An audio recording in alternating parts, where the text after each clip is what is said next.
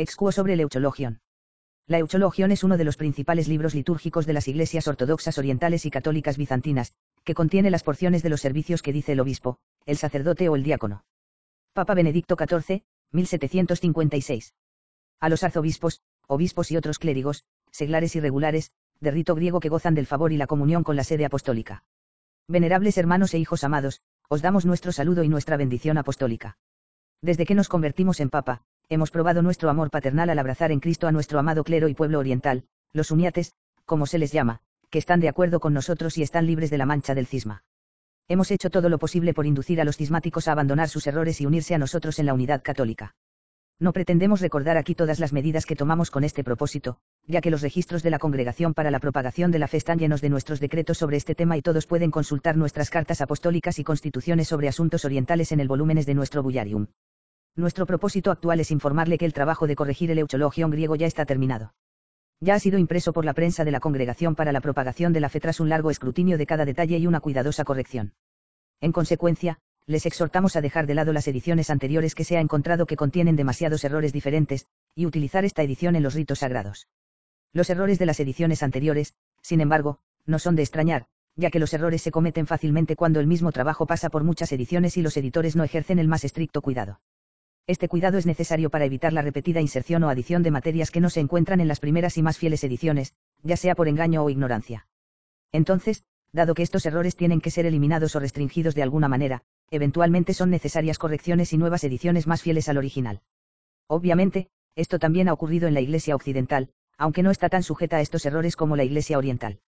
En lo que respecta a las correcciones de tu Euchologion, que, como bien sabes, no es más que la colección de oraciones y bendiciones de la Iglesia y así con Goarius podemos llamarlo apropiadamente el ritual, manual, sacerdotal o pontificio de tu Iglesia, nos proponemos abordar dos temas en particular en esta carta, a saber, establecer primero la historia de la nueva edición corregida que acaba de ser completada, y luego exponer con mayor detalle algunas advertencias que se han colocado adecuadamente en el comienzo del Euchologion. Hemos pospuesto informarles sobre varios otros asuntos relacionados con el Euchologion en sí. Corrección del Euchologion. 2. Felipe IV, rey católico de España, a principios de 1631 recurrió a la sede apostólica. Reveló que los habitantes uniatos griegos de este reino le habían informado que los cismáticos griegos habían publicado un Euchologion que contenía muchos errores. En ese momento pidió la aplicación de los remedios apropiados a esta fuente de tonta confusión. Urbano VIII formó de inmediato una congregación especial para la corrección del Euchologion y nombró personalmente a ciertos cardenales, prelados de la curia romana y teólogos de renombre. En ese momento, convocó a Roma a otros con una reputación mundial de erudición eclesiástica, con la intención de nombrarlos también a esta congregación. Entre los convocados estaba Dionisio Petavio, sacerdote de la Compañía de Jesús que vive en Francia. Sin embargo, comprensiblemente, se excusó de un viaje tan largo debido a su avanzada edad. Jan Mourin, sacerdote del Oratorio Galicano, también fue llamado a Roma, asistió a muchas sesiones y formuló numerosas propuestas destacadas que ayudaron a la organización y dirección de la empresa. Estos los discutiremos en otro lugar. 3. Los miembros de esta congregación asumieron concienzudamente el trabajo que les fue encomendado. Su cuidadoso trabajo fue aprobado por Leo Ayatius, quien escribió en una discusión sobre el Euchologion griego: podría relatar e investigar muchos asuntos sobre el libro, pero como está sometido a la censura y el juicio de entusiastas eruditos, espero una declaración verdadera y un veredicto infalible al respecto. De hecho, se reunieron durante 82 sesiones, como afirmó hace mucho tiempo el cardenal Franciscus Barberinus, el mayor, en la reunión de la Congregación para la Propagación de la Fe. El Papa Inocencio X asistió a esta reunión el 23 de enero de 1645, poco después de la muerte de su antecesor Urbano, tío de este cardenal. Sin embargo, la corrección del Euchologion no estaba terminada y la nueva edición no podía completarse. Nueva congregación sobre Euchologion. 4. Con los papas sucesivos, aunque la obra nunca se abandonó por completo, avanzó lentamente mientras, como suele suceder, su conclusión final se vio frenada por la aparición de nuevos y posteriores negocios. Pero cuando Dios nos elevó al pontificado supremo, entre nuestras primeras preocupaciones estaba la corrección de los libros de la Iglesia oriental, en particular del Euchologion de los griegos. Así que pronto dimos las siguientes órdenes y tuvimos cuidado de que se cumplieran para que finalmente pudiéramos alcanzar nuestra meta deseada. Primero, las transacciones de las congregaciones que se reunieron durante el reinado de Urbano VIII y sus sucesores fueron recopiladas y puestas para determinar la forma de aquellas resoluciones que habían sido adoptadas pero no reforzadas por la confirmación papal, pues aparentemente los papas no las habían condenado. Resoluciones pero había aplazado su consideración, posiblemente por buenas razones, a tiempos más adecuados. Luego, después de la muerte de todos los que sirvieron en la congregación, asignamos a otros cardenales y consultores para que siguieran adelante con la importante tarea. Entre los cardenales que fallecieron se encontraban Antonio Saverio Gentili, Filippo Maanti, Gioachimo Besozzi y Aloisio Lucchini, en ese orden. Como prefecto de la congregación, establecimos al cardenal presbítero Fortunato Tamburini, que aún vive. Como consultores hemos designado al hermano Giuseppe Agustino Orsi de la Orden de Predicadores, maestro de nuestro Palacio Apostólico, Leonardus Aidare, sacerdote de la Compañía de Jesús, Damenaco Vitali, monje de la Orden de San Basilio, Tomás Sergio, sacerdote de los Piadosos Trabajadores, y Damenaco Uteoli, un sacerdote romano. Algunos de ellos aún viven. Finalmente nombramos como secretario de esta congregación al maestro Niccolò Antanelli, nuestro prelado doméstico. Todos estos hombres estaban obligados a ocuparse de los asuntos sometidos a su juicio. Esto lo hicieron diligentemente durante 10 años completos. Al principio surgió una disputa sobre el método a seguir en la investigación, algunos juzgaron que las formas de los sacramentos debían examinarse primero, mientras que otros instaban a que los asuntos relacionados con el deber de los sacerdotes simples se trataran separadamente de los que se referían a ellos. A los obispos. Eliminamos este problema ordenando que la revisión y corrección del Euchologion procediera en etapas desde la primera página hasta las páginas siguientes en el orden en que el Euchologion mismo está dispuesto e impreso. Finalmente, solicitamos al secretario de la congregación que elabore una agenda antes de cada sesión, para la entrega oportuna no solo a cada uno de los cardenales y consultores que se iban a reunir sino también a nosotros, ya que queríamos conocer todos los temas a tratar en el congregación. Secretario de la congregación. 5. Era innecesario, como era de esperar, asesorar al secretario sobre el tema del examen y la comparación de la vieja Euchologia.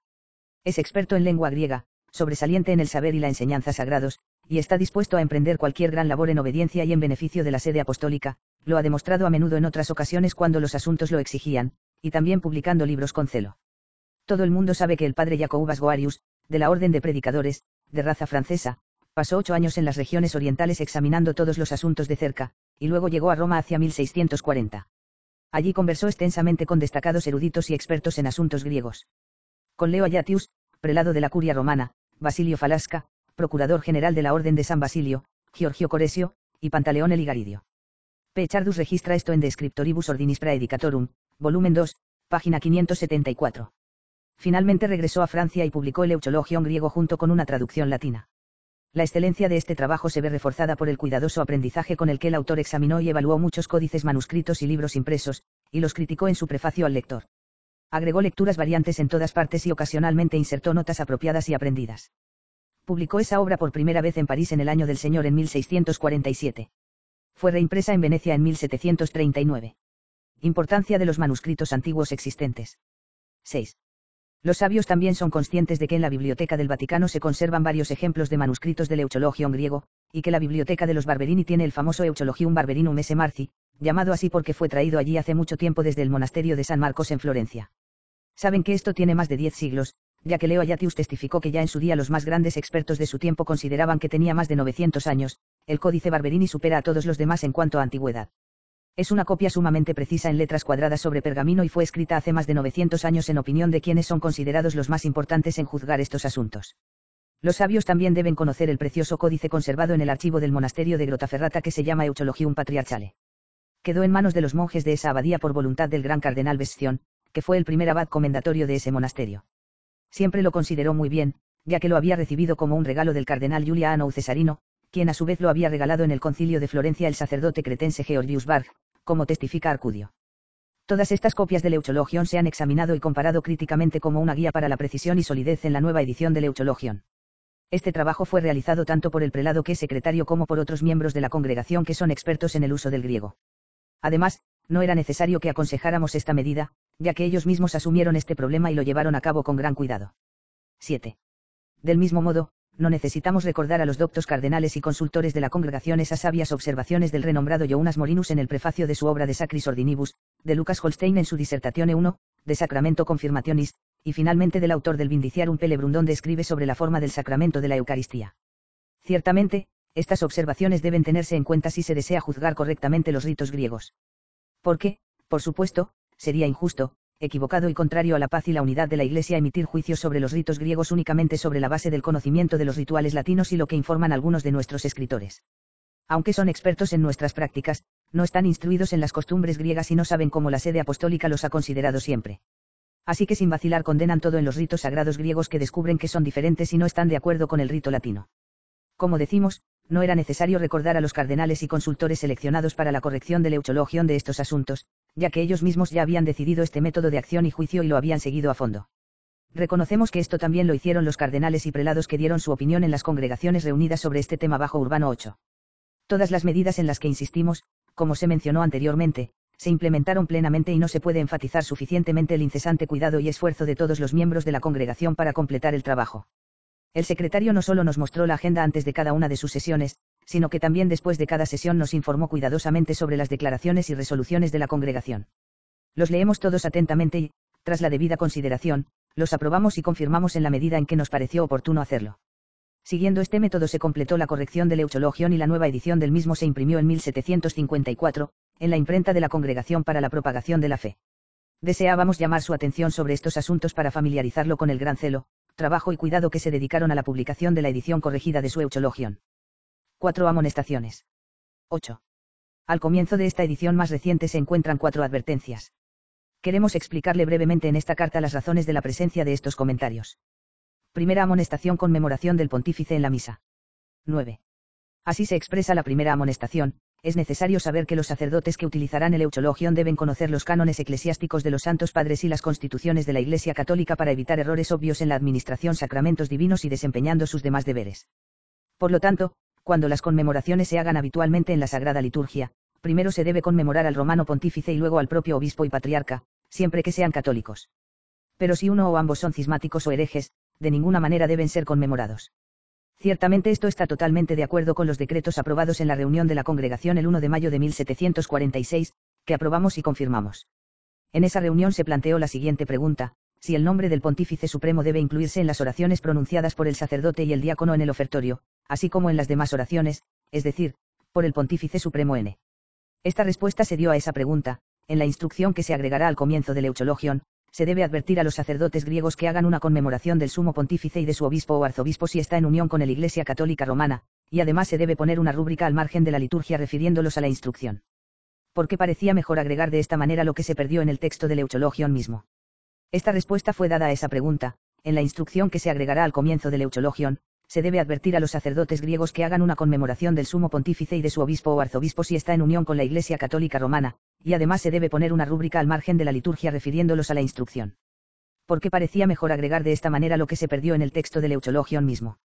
Esta respuesta fue dada a esa pregunta: en la instrucción que se agregará al comienzo del Euchologion, se debe advertir a los sacerdotes griegos que hagan una conmemoración del sumo pontífice y de su obispo o arzobispo si está en unión con la Iglesia Católica Romana, y además se debe poner una rúbrica al margen de la liturgia refiriéndolos a la instrucción.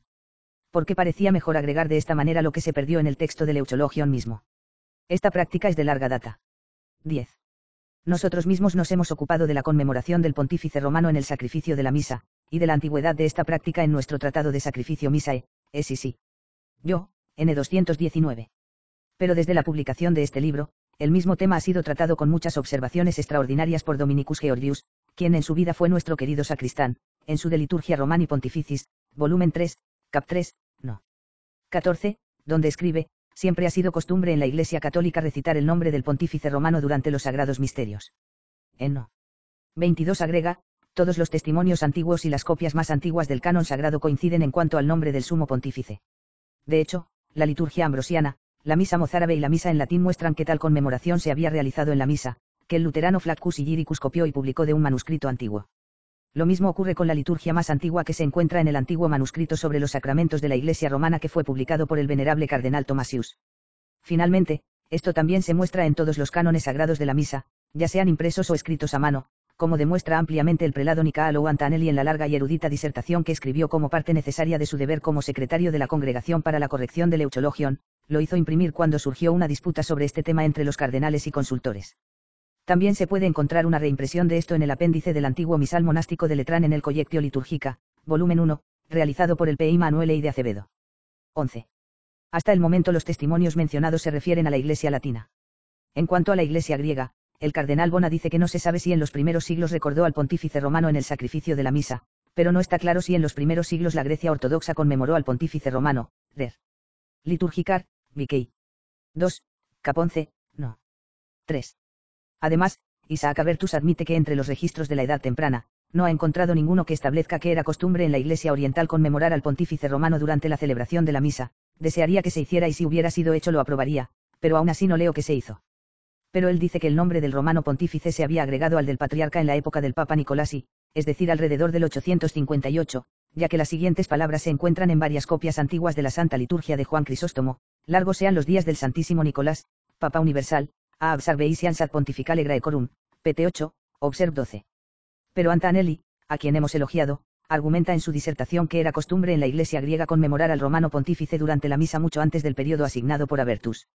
Él prueba su punto especialmente por el hecho informado por Nicéforo en su Historia Ecclesiast, VKI 16, cap 17, donde depende del testimonio de un historiador más antiguo y serio, Basilius Tilix. Acacio, obispo de Constantinopla, partidario de la herejía eutiquiana, convenció al emperador Zenón de que publicara su edicto nefasto, el Enoticon, que anuló la definición del Santo Concilio de Calcedonia que se oponía a la herejía de Eutiches. Cuando el Papa Félix III no pudo ignorar esto y, por lo tanto, privó a Acacio de la comunión, tuvo la audacia en el año del Señor 484 de borrar el nombre del pontífice romano Félix de los dípticos sagrados en un nuevo y hasta ahora inaudito exceso de temeridad. Por esta razón, la memoria de Acacio fue luego condenada. La Iglesia griega aceptó esta condena en tiempos del Papa Hormisdas y el emperador Justino, aunque los dos predecesores de Hormisdas, Anastasio XI y Símaco, no habían logrado esta aceptación.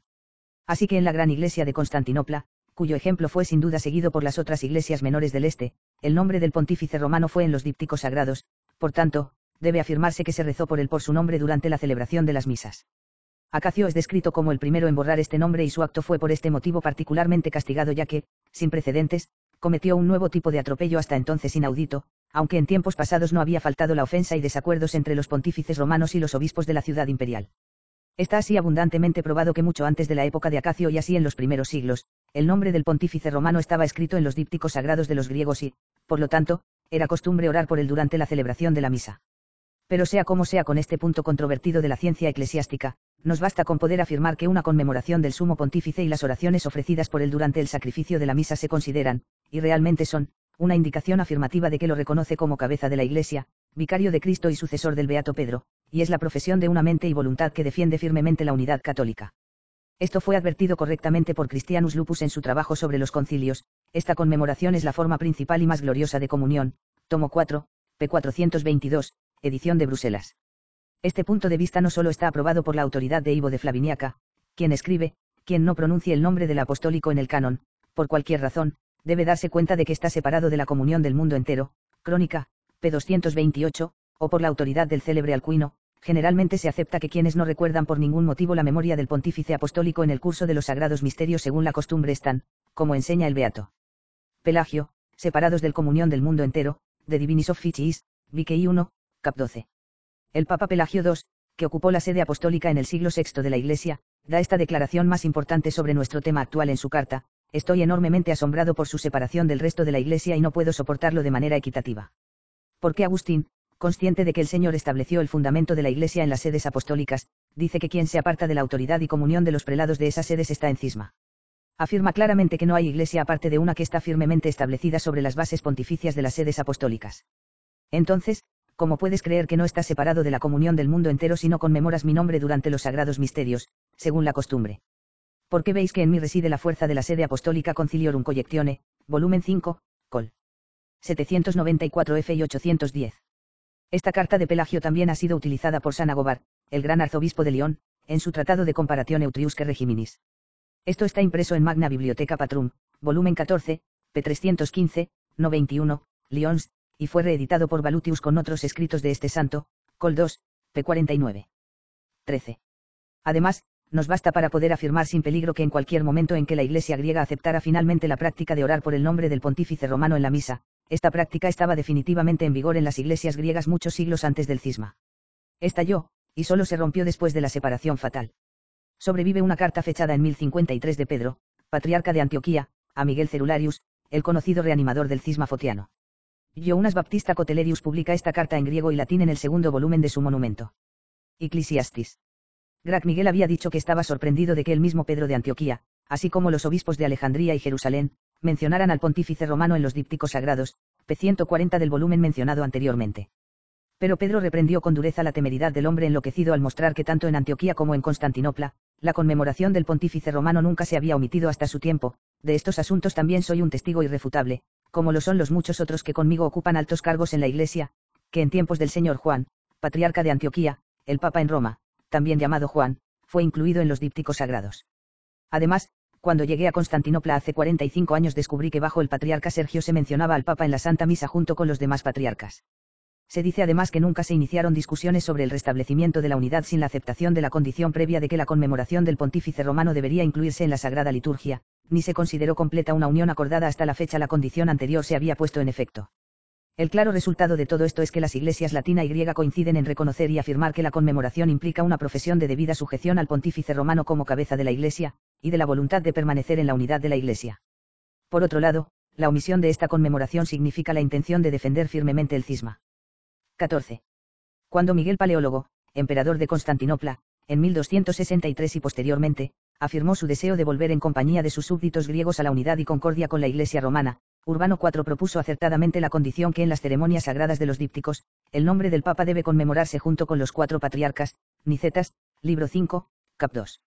Y cuando a partir de entonces la negociación de esta unión fue nuevamente emprendida por el emperador Miguel y el patriarca Giovanni Becco y fue seriamente debatida en el Concilio General de León celebrado en el año del Señor 1274, el Papa, Beato Gregorio X, con el acuerdo de los reunidos padres conciliares, propuso en primer lugar varias condiciones indispensables para la negociación efectiva de la unión. El primero de ellos fue que el Papa sea incluido en el díptico con los otros 4 patriarcas y conmemorado durante los santos servicios, Nicetas, como arriba. Y Paquimeres, libro 5, cap 22, testifica que esta condición fue aceptada por los griegos y cumplida en la práctica. Hubo 2 resultados inmediatos de esta llegada de los embajadores que trajeron la noticia de que se había hecho la paz con la fuerza de los acuerdos anteriores, la deposición del patriarca y la conmemoración pública del Papa en los santos servicios. 15. Su hijo Andrónico sucedió a Miguel Paleólogo como emperador, y era un partidario tan extremo del cisma que había sido condenado que permitió que el cuerpo de su padre fuera enterrado más allá del recinto sagrado porque había intentado establecer una unión de la Iglesia griega con el latín. Debido a que el emperador apenas podía esperar el éxito en su intención de revivir el cisma mientras el patriarca católico, Giovanni Becco, era el líder de la Iglesia en Constantinopla, impuso como patriarca a un tal José que estaba manchado con la mancha de la herejía. Como resultado, los asuntos comenzaron a deteriorarse y ya no fue posible una reconciliación sincera de las iglesias. Finalmente, en la reunión del Consejo General de Ferrara, posteriormente trasladado a Florencia, en el año 1434, tras las debidas deliberaciones de los temas por parte de los padres griegos y latinos, se derribó el muro de división que durante tanto tiempo había mantenido la Iglesia aparte de la otra. Para dar testimonio a todos de la realidad de la unión promulgada, Juan Paleólogo, emperador de los griegos, ordenó que se reemplazara el nombre del Papa en los dípticos sagrados Historia Conciliflor. Ses. 10 cap 2. Posteriormente, cuando se llevó el decreto de unión establecida a Filoteo, patriarca de Alejandría, tuvo cuidado de declarar en su respuesta al Papa Eugenio IV que también había decidido que la conmemoración del pontífice romano en el sacrificio de la misa debería ser colocado antes que el de los otros patriarcas. Por lo tanto, en compañía de nuestros obispos egipcios y otros clérigos, decidimos que en todas las iglesias de Cristo durante el sacrificio de la misa, deberíamos conmemorar tu bendición ante los otros patriarcas, como está previsto porque en los cánones sagrados. Este pasaje se puede encontrar en la colección de transacciones del Concilio de Florencia hechas por el cardenal Justiniano, pt. 2, colección 22, p. 323. 16. Constantino fue el emperador griego después de Juan Paleólogo. Cuando envió embajadores a Nicolás V para suplicar ayuda por su mala fortuna, tuvo cuidado de profesar que haría todo lo posible para implementar tan plenamente como pudiera desear la armonía que se acordó en Florencia, y que en consecuencia se ocuparía de que el nombre del pontífice romano fue restituido a los dípticos sagrados. Esto lo atestigua Ducas en su Historia bizantina. El emperador ya había enviado a Roma para solicitar refuerzos con el propósito adicional de fortalecer la armonía lograda en Florencia y de hacer proclamar el nombre del Papa en los dípticos sagrados durante las liturgias de la Gran Iglesia. El Papa se mostró dispuesto a prestarle toda la ayuda que pudiera y continuó al mismo tiempo exhortándolo a promulgar el decreto de unión acordado en el Concilio de Florencia. Le instó a asegurarse de que el nombre del pontífice romano fuera proclamado en los dípticos y que toda la Iglesia griega orara por él expresamente y por su nombre, como era la práctica anterior de los hombres que agradaban a Dios, ambos patriarcas de Constantinopla y emperadores, Reinaldus, Annales, 1451 DC, n. Grados 2. 17. Esto es todo lo que queremos decir en la primera parte de la primera amonestación, que trata de la obligación de los celebrants de orar por el Papa en el sacrificio de la misa. No se debe agregar nada más, excepto que incluso antes de esta amonestación, Cazal y los obispos griegos orientales tuvieron cuidado de decretar esta misma medida en sus sínodos. Nosotros mismos no descuidamos la publicación de decretos tan adecuados para los griegos italianos. En 1720, se celebró un sínodo provincial en Zamostia por orden del Papa Clemente XI, bajo la presidencia de Jair Araanamas Grimaldus. Entonces era arzobispo de Edesa y nuncio de la sede apostólica en el Reino de Polonia. Más tarde, fue elevado al honor de cardenalato por el Papa Clemente XII.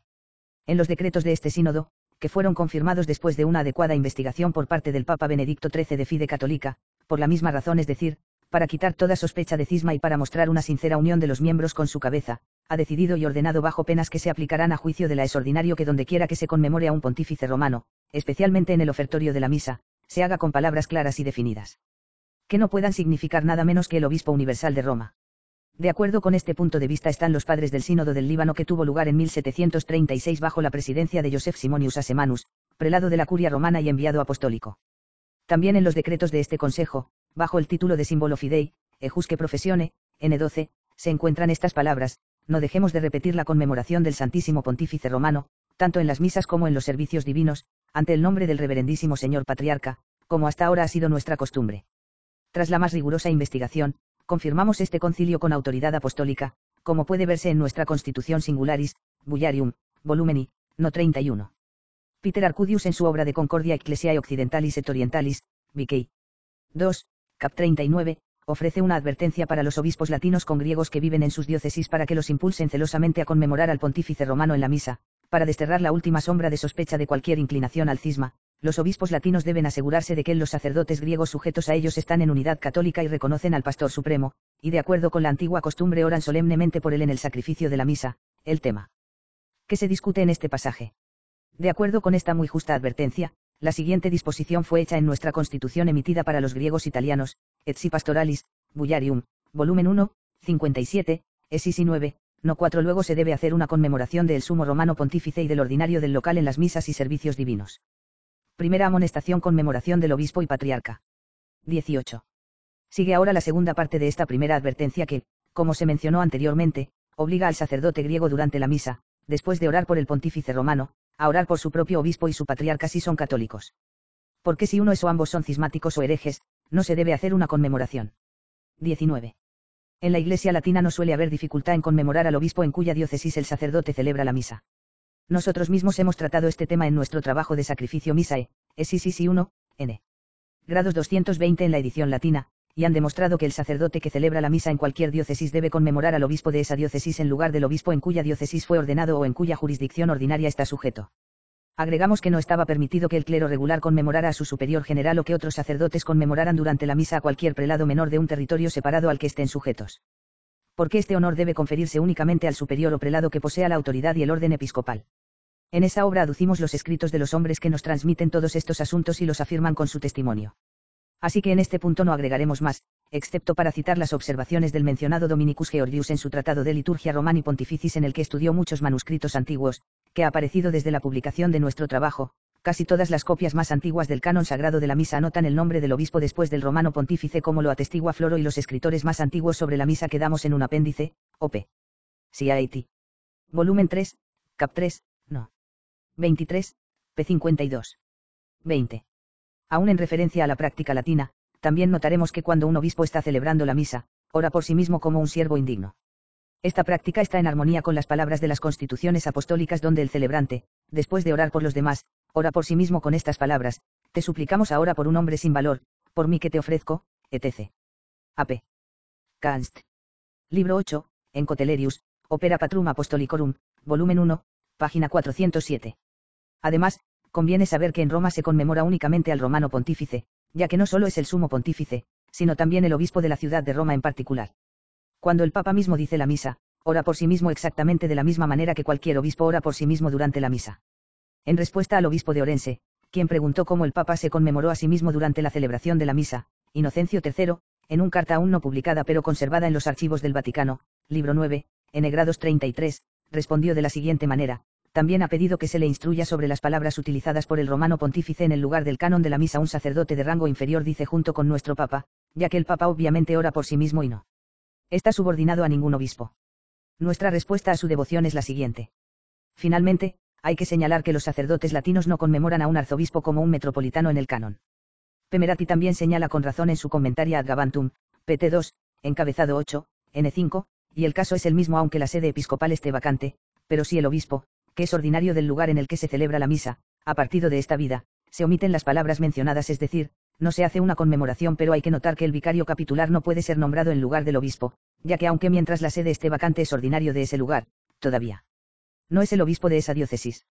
Además, el arzobispo o el patriarca de la provincia que incluye la diócesis del obispo fallecido no puede ser nombrado, aunque tenga cierta jurisdicción sobre ella, ya que un arzobispo o un patriarca no se dice que sea ordinario en las diócesis de sus sufragáneos. 21. Pasando ahora a los griegos, consideramos primero a los griegos italianos. Estos están completamente sujetos a la jurisdicción del obispo latino en cuya diócesis viven, de acuerdo con la Constitución 74, Romanus Pontifex, de nuestro predecesor, el Papa Pío IV. Esto se encuentra en el volumen 2 del Bullar. Rom. Y lo hemos discutido extensamente en nuestro Tratado de Sínodo Diocesana, Viquei. 2, cap 12, de la edición romana más reciente. Por lo tanto, estos sacerdotes griegos italianos, al ofrecer el sacrificio de la misa, deben seguir la práctica latina y conmemorar al romano pontífice y al obispo local. Nunca deben conmemorar a los obispos o patriarcas orientales, incluso si son católicos, ya que estos no tienen jurisdicción en Italia y las islas adyacentes, como se ha discutido en nuestra Constitución Etsi Pastoralis, Bullarium, volumen 1, Canst 57, Esisi 9 no 4.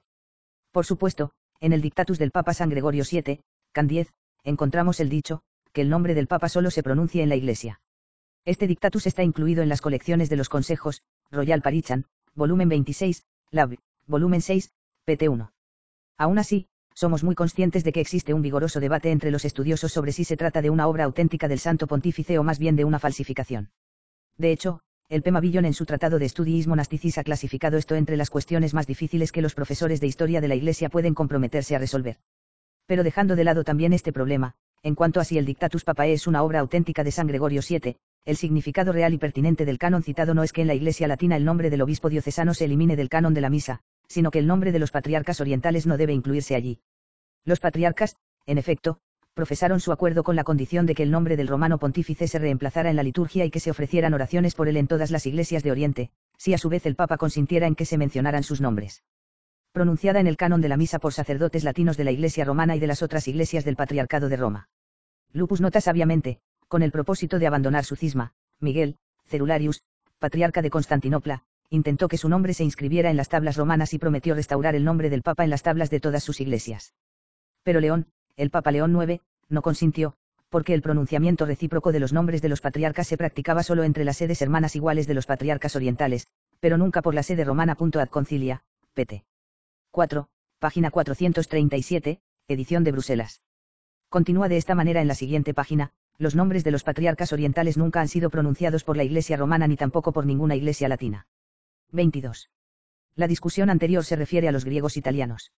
Pero en lo que respecta al resto de los griegos y orientales, la amonestación en el prefacio del Euchologion, que ahora estamos considerando, de ninguna manera les impide conmemorar a sus metropolitanos y patriarcas durante la misa, sino que simplemente lo prohíbe si fueran cismáticos. O hereje. Es indiscutible que la conmemoración de los patriarcas en las oraciones de la misa es una antigua costumbre en la Iglesia griega. Theodorus Balsamon en su De Patriarcharum Juribus ha escrito: está establecido que en cada iglesia de Dios, ya sea en el Eufrates o en el borde del océano, los nombres de los patriarcas se mencionan juntos. Boarius cita esto como la práctica establecida de que en la liturgia griega el sacerdote ora por todos los obispos y por el metropolitano, en Naatis ad Rituale Graecorum, p. 63. Meratus, después de establecer el hecho de que mencionamos anteriormente, que en la iglesia latina no se hace una conmemoración del arzobispo en la misa, incluso durante una vacante en una iglesia sufragánea, agrega que, sin embargo, esta no es la práctica de los griegos y otros orientales. Estos nombran al patriarca y al metropolitano, in Naatis ad Gabantum, volumen 1, p. 539, edición romana.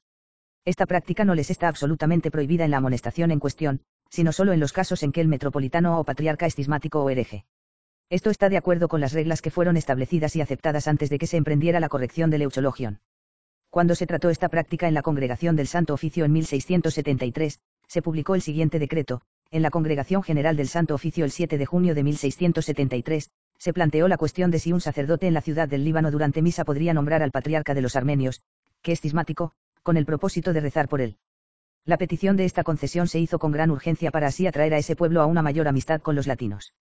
La Sagrada Congregación respondió que no se podía hacer y que debía prohibirse por completo.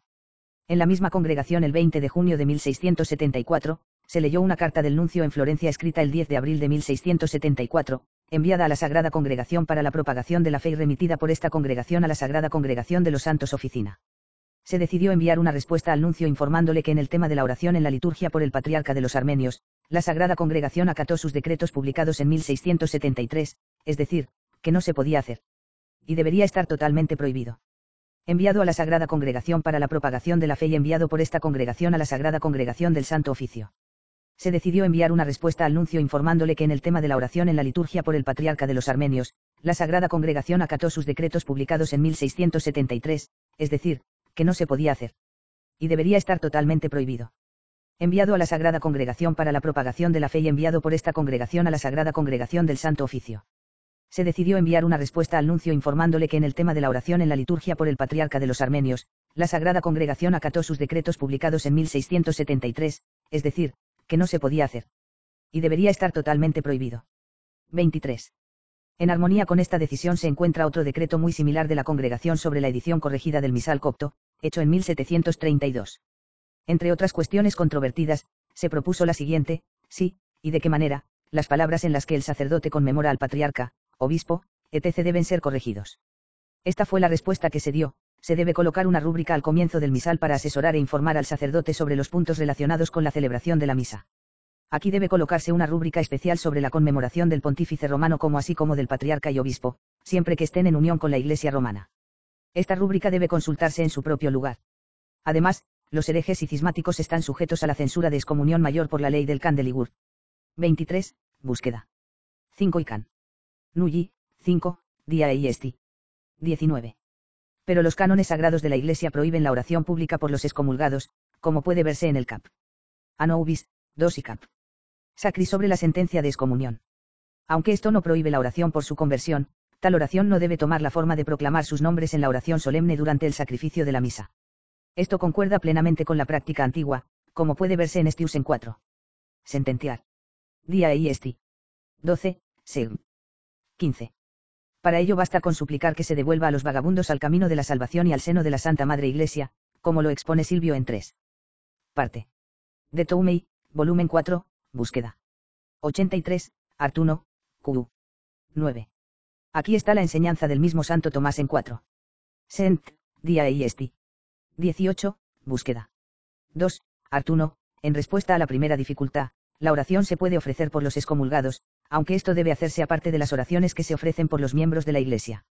Esto no implica necesariamente una confusión de las leyes de la Iglesia que excluyen de la lista de sus fieles seguidores los nombres de aquellos que se han apartado de ella. Al prohibir que se ofrezcan oraciones públicas por ellos, la Iglesia definitivamente descarta conmemorarlos en la celebración de la misa. Muy relevante es la opinión del Ben. Tarjeta. Belarmino, alguien preguntará si en la actualidad está permitido ofrecer el sacrificio de la misa por la conversión de herejes o infieles. El motivo de la duda es que toda la liturgia de la Iglesia latina, tal como se realiza ahora, se refiere a los fieles, como se desprende de las oraciones del ofertorio antes y durante el canon. Respondo que lo considero lícito, siempre que no se agregue a la misa, sino que el sacrificio se aplique a la conversión de los infieles o herejes solo por intención del sacerdote. Porque esta es la práctica de hombres piadosos y eruditos, con quienes no podemos estar en desacuerdo, y no está prohibida por la Iglesia. Controversarium, volumen 3, libro 6, de Misae, cap 6. Debería conmemorarse al rey. 24. En esta primera advertencia, sin embargo, no se menciona en absoluto la conmemoración o la oración por un emperador o rey y todo su palacio y ejército. Pero dado que este asunto está muy relacionado con los otros asuntos mencionados en la primera amonestación, consideramos apropiado agregar las siguientes observaciones. 25. Todas las eucologías, ya sean manuscritas o impresas, que son anteriores a la revisión de Leoncio, incluían oraciones por el emperador, el rey, su palacio y su ejército. En la sesión del 1 de mayo de 1746 de la Congregación para la Corrección del Euchologion, se discutió si estas oraciones debían eliminarse. Se decidió, con nuestra posterior aprobación, que deberían dejarse en el canon o en la liturgia. Pero dado que los griegos de la antigüedad solían ofrecer estas oraciones también en la prótesis, pero luego las eliminaron, se agregó que no se deben decir durante la prótesis o preparación. Porque parecía inútil decir tales oraciones en la prótesis cuando ya se estaban diciendo en el canon o liturgia. La edición recién corregida del Euchologion ha tratado el asunto de esta manera. 26. Nosotros mismos en nuestro tratado de sacrificio misae, sí. 1, no. 221, ya han comentado la conmemoración en el canon del emperador o rey, como es costumbre en algunos distritos pertenecientes a su reino temporal. El cardenal Bona proporciona evidencia de que en muchas iglesias latinas el nombre del rey se conmemora en el canon, der. Liturgicar. Viquei 2, cap 11, no. 4. Además Martene en su obra de Antiquis Ecclesiae Ritibus, Viquei 1, cap 4, art 8, no. 9, después de aducir la evidencia apropiada, llega a la siguiente conclusión: de la tradición inmutable de la Iglesia tal como fue recibida de los apóstoles, es cierto que siempre se han ofrecido oraciones por reyes y príncipes durante los sagrados misterios. Es bastante evidente que el escritor se apoya aquí en las palabras del apóstol, 1 Tim 2, ordenando que se hagan oraciones y peticiones por los reyes y por todos los que están en lugares altos, así como en el texto de las constituciones apostólicas, te suplicamos también, Señor, por el rey y por los que están en los lugares altos y por todo el ejército, para que prosperen nuestros asuntos y oremos por los reyes y los de poder exaltado para que nuestros asuntos gocen de paz. Cotelerio. Patrum Apostolicorum, Col. 1, libro 8, cap 12 y 13. Sobre este punto también se puede consultar a Gregorio, de Liturgia Rom. Pont. Libro 4, cap 3, N4. Sin embargo, puede ser con la disputa llevada a cabo entre Valutius y Lupus, en la fecha en que el nombre del emperador fue reemplazado por el del rey en las tierras sometidas al dominio de los reyes, una cuestión tratada extensamente por Lupus, can 10, Dictatus esse greu.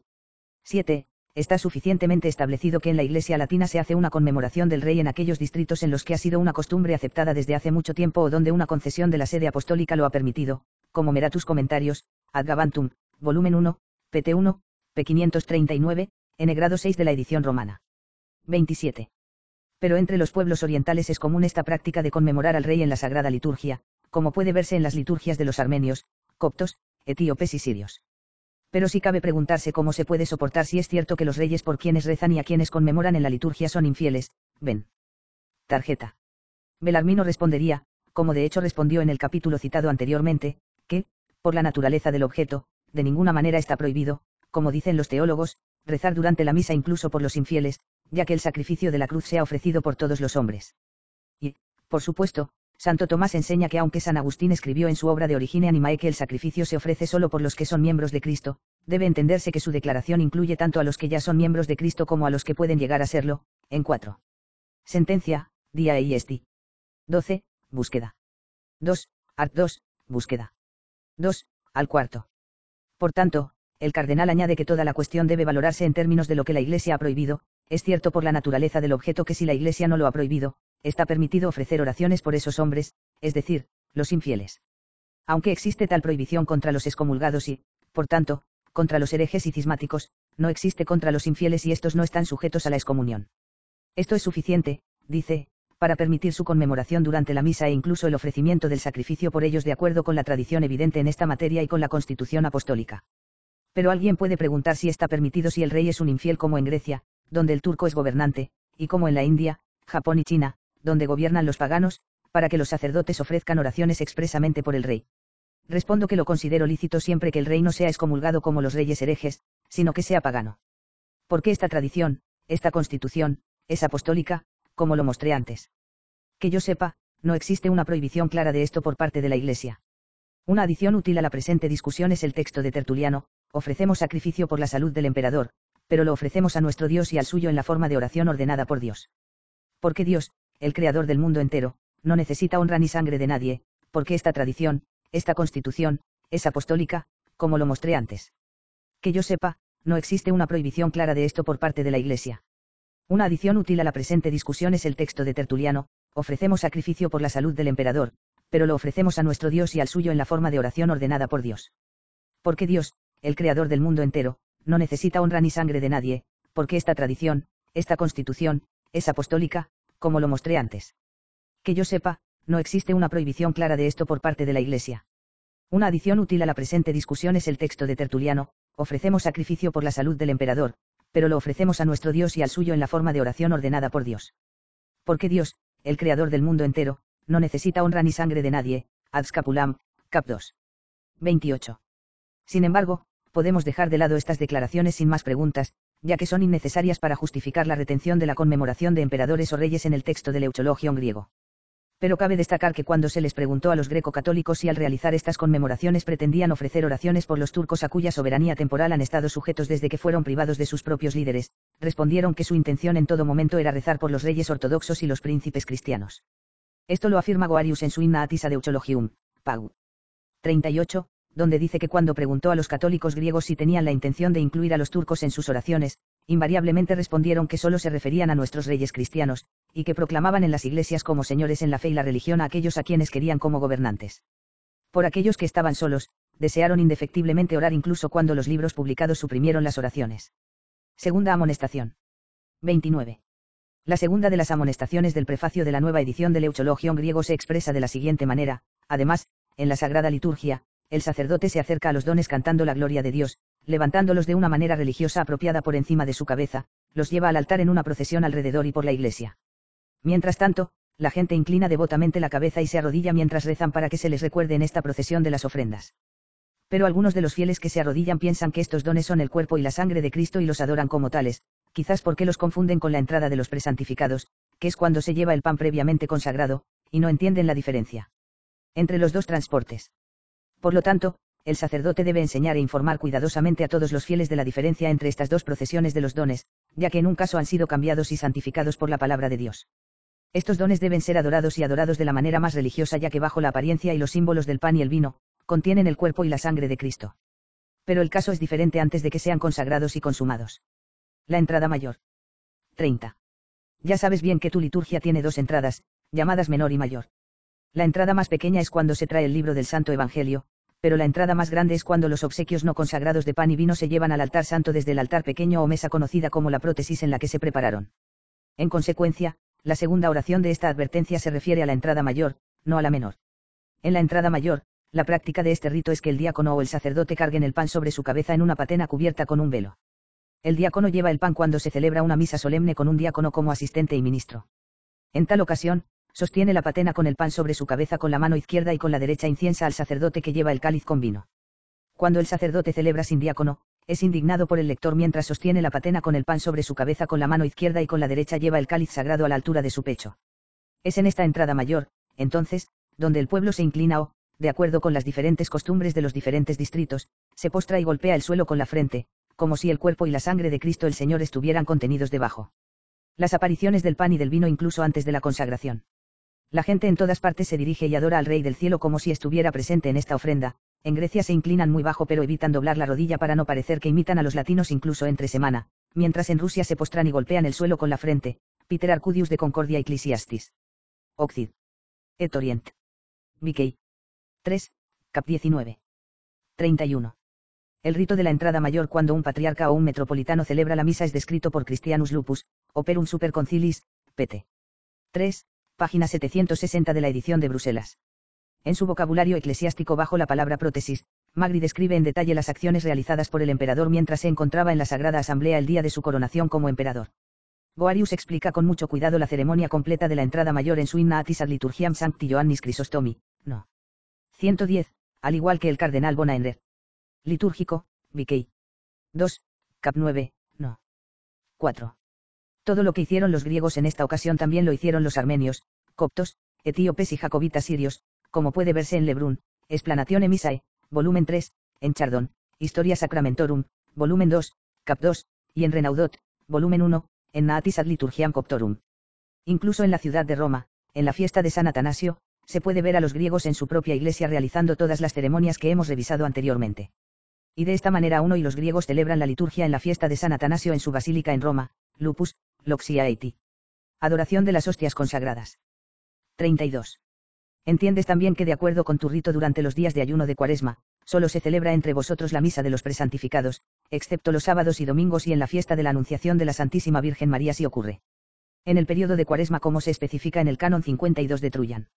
En todos los días del santo ayuno de Cuaresma, excepto el sábado, domingo y el día santo de la Anunciación, debe tener lugar el ministerio sagrado de los presantificados. Como ya sabéis, el sacerdote que celebra la misa en Cuaresma los días en que se le permite hacerlo, es decir sábado y domingo, consagra y consume una hostia pero reserva otra hostia consagrada. Lo divide en tantas partes como sean suficientes para el número de misas de los presantificados que se celebrarán en los días siguientes. En el que se dará la comunión a sí mismo y a los demás comulgantes, si los hay, del pan eucarístico consagrado los días anteriores. Así es como Leo Ayatius describe correctamente toda la ceremonia en los prolegómenos de Gabriel Naud de Missa Prae Sanctificatorum, página 1531, no. 1. Cada sacerdote cuenta con los dedos los días de la semana que viene en que va a celebrar, luego interrumpe en el ofertorio tantos pedazos de pan como sean suficientes para las misas que va a decir. Los consagra tanto como la pieza que consumirá el mismo día y conserva en la pícea las piezas consagradas después de mojarlas en la sangre del Señor, como es costumbre. Saca un trozo de la pícea en el momento oportuno después, cuando está por celebrar, dejando los demás allí para uso futuro, lo coloca en la patena y, tras llevarlo al altar mayor, lo consume. 33. En esta ocasión también se hace una procesión solemne por la iglesia. El diácono lleva sobre su cabeza la pícea sagrada en la que está contenido el sacramento bajo la apariencia de pan, mientras que el sacerdote lleva en sus manos un cáliz que contiene vino mezclado con agua que ha sido bendecida pero no consagrada. Si el sacerdote celebra solo, ya que no siempre cuenta con la asistencia de un diácono para decir la misa, lleva la pícea en la mano izquierda por encima de la cabeza y sostiene el cáliz en la derecha, procediendo así de menor a mayor. Altar. Esto lo afirma Arcudius en el trabajo ya mencionado, Viquei. 3, cap 58. Los griegos tienen la costumbre en las liturgias de los presantificados de colocar el sacramento en una patena en un pequeño altar de ofrendas, y de verter vino en un cáliz sin oraciones antes de que comience la ceremonia. Luego, hacia la mitad de la misa, el sacerdote, si está celebrando solo, sostiene la patena sobre su cabeza, toma el cáliz en su mano derecha y los lleva al altar mayor, etc. Pero si el sacerdote está celebrando esta clase de la misa con la ayuda de un diácono, es costumbre que entregue la patena con el sacramento al diácono, que la lleva por encima de la cabeza, mientras él mismo toma el cáliz y sigue al diácono. En ese momento la gente dobla la rodilla, golpea el pecho y adora el pan consagrado que lleva el sacerdote o el diácono, como hemos mencionado anteriormente. Es costumbre que él dé la patena con el sacramento al diácono, que la lleva sobre su cabeza, mientras él mismo toma el cáliz y sigue al diácono. En ese momento la gente dobla la rodilla, golpea el pecho y adora el pan consagrado que lleva el sacerdote o el diácono, como hemos mencionado anteriormente. Es costumbre que él dé la patena con el sacramento al diácono, que la lleva sobre su cabeza, mientras él mismo toma el cáliz y sigue al diácono. En ese momento la gente dobla la rodilla, golpea el pecho y adora el pan consagrado que lleva el sacerdote o el diácono, como hemos mencionado anteriormente. Se afirma que esta es la razón por la que la gente ofrece la misma reverencia durante la entrada mayor, cuando el pan y el vino que aún no están consagrados se llevan a través de la iglesia en un rito de súplica. Este es ciertamente el problema, y sobre esta base se han lanzado críticas contra la entrada mayor. Nicolás Cavasilas escribe, sin embargo, si hay algunos que se postran en el suelo cuando el sacerdote entra con los dones, y adoran y abordan estos dones como si fueran el cuerpo y la sangre de Cristo, estas personas se han sentido confundidas por la entrada de los dones presantificados y no entienden la diferencia entre los dos tipos de sacrificio, porque en la primera clase los dones no son santificados ni perfeccionados a la entrada en Exposizione Liturgiae, cap 24.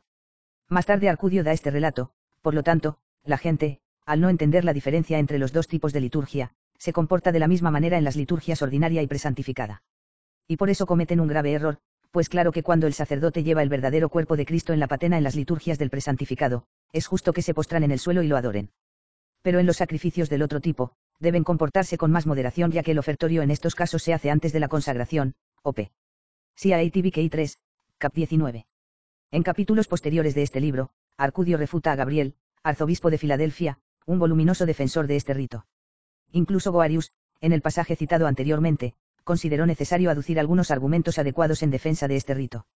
El siguiente pasaje aparece en la última edición de una obra llamada Perpetuitas Fidei Catholicae de Sacramento Eucharistiae, Adversus Claudium Vindicata, Pag.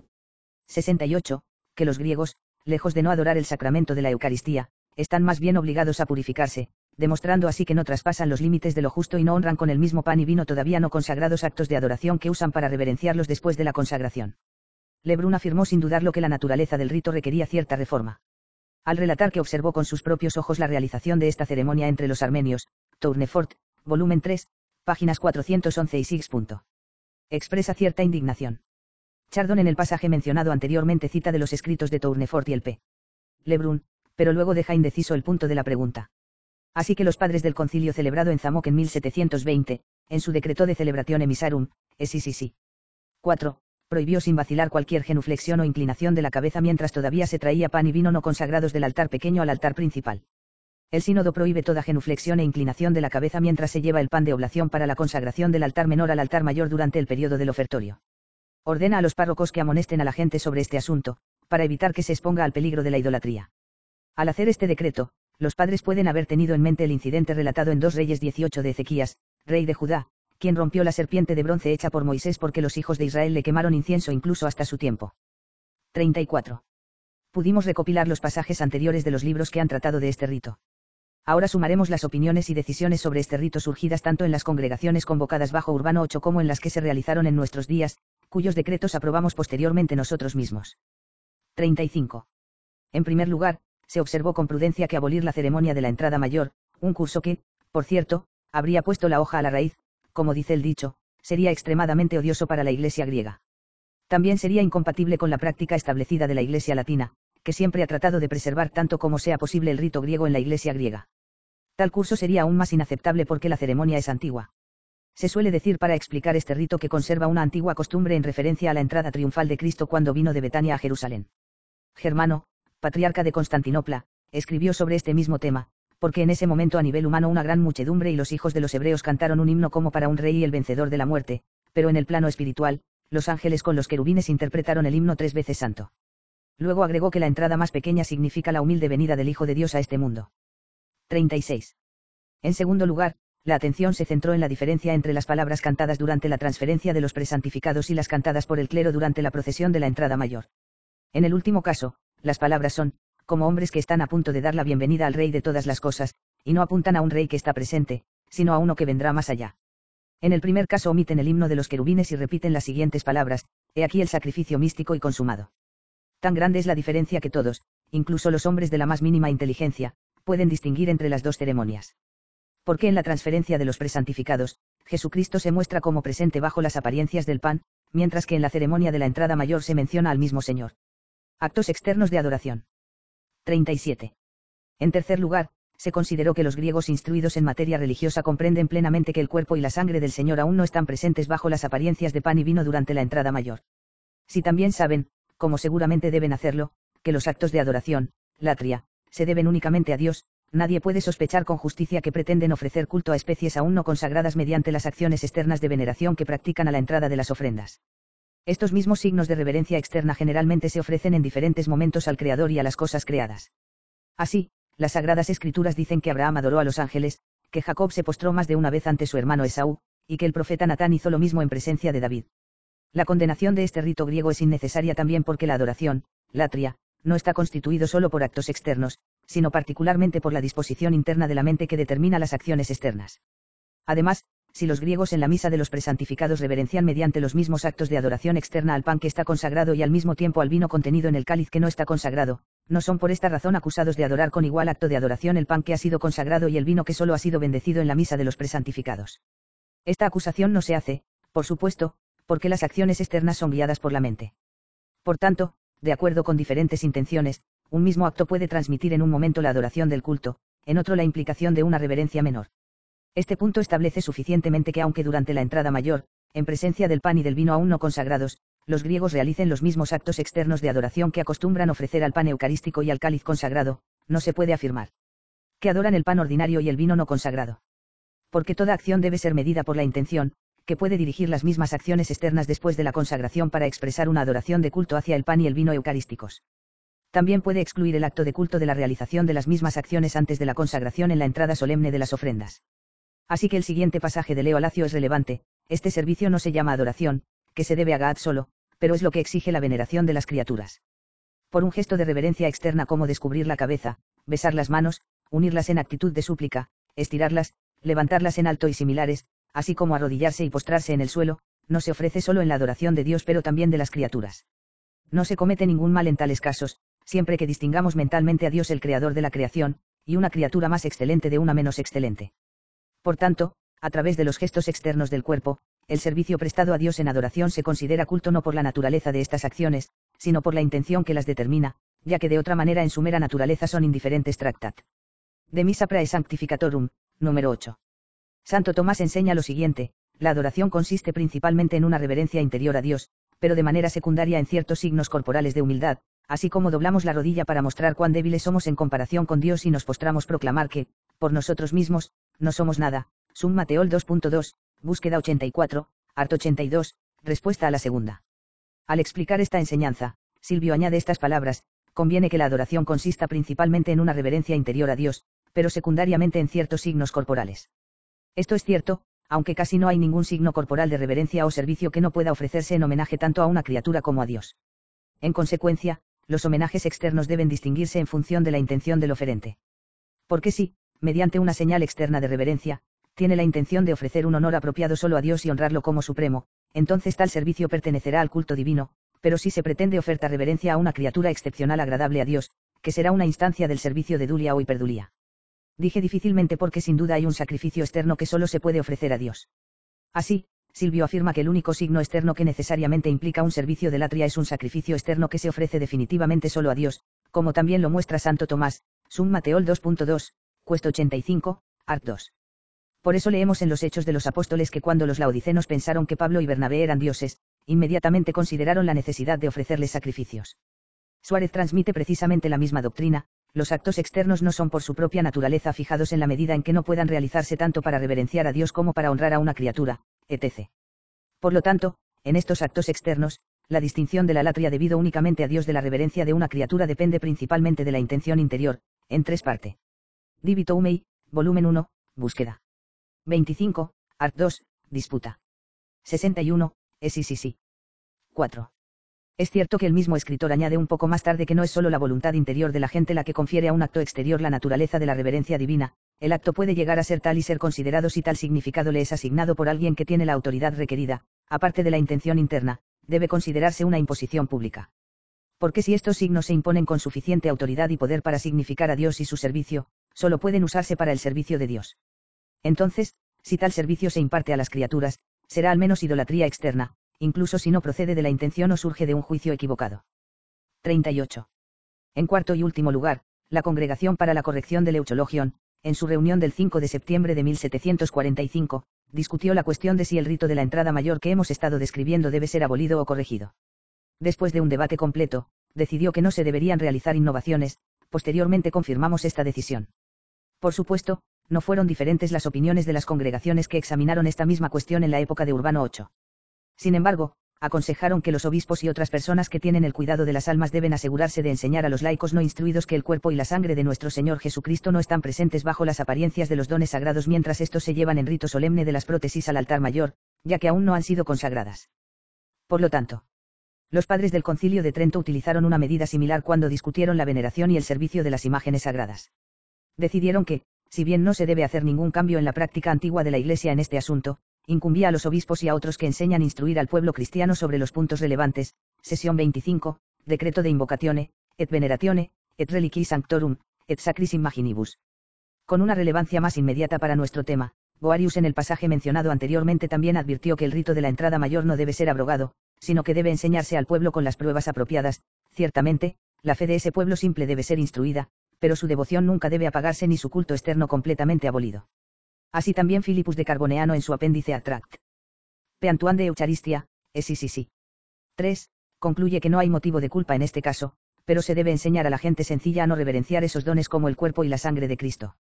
Pero si tomas esta medida, como estamos seguros de que lo harás, escaparás por completo de la acusación formulada por Arcudio a los obispos griegos de su época.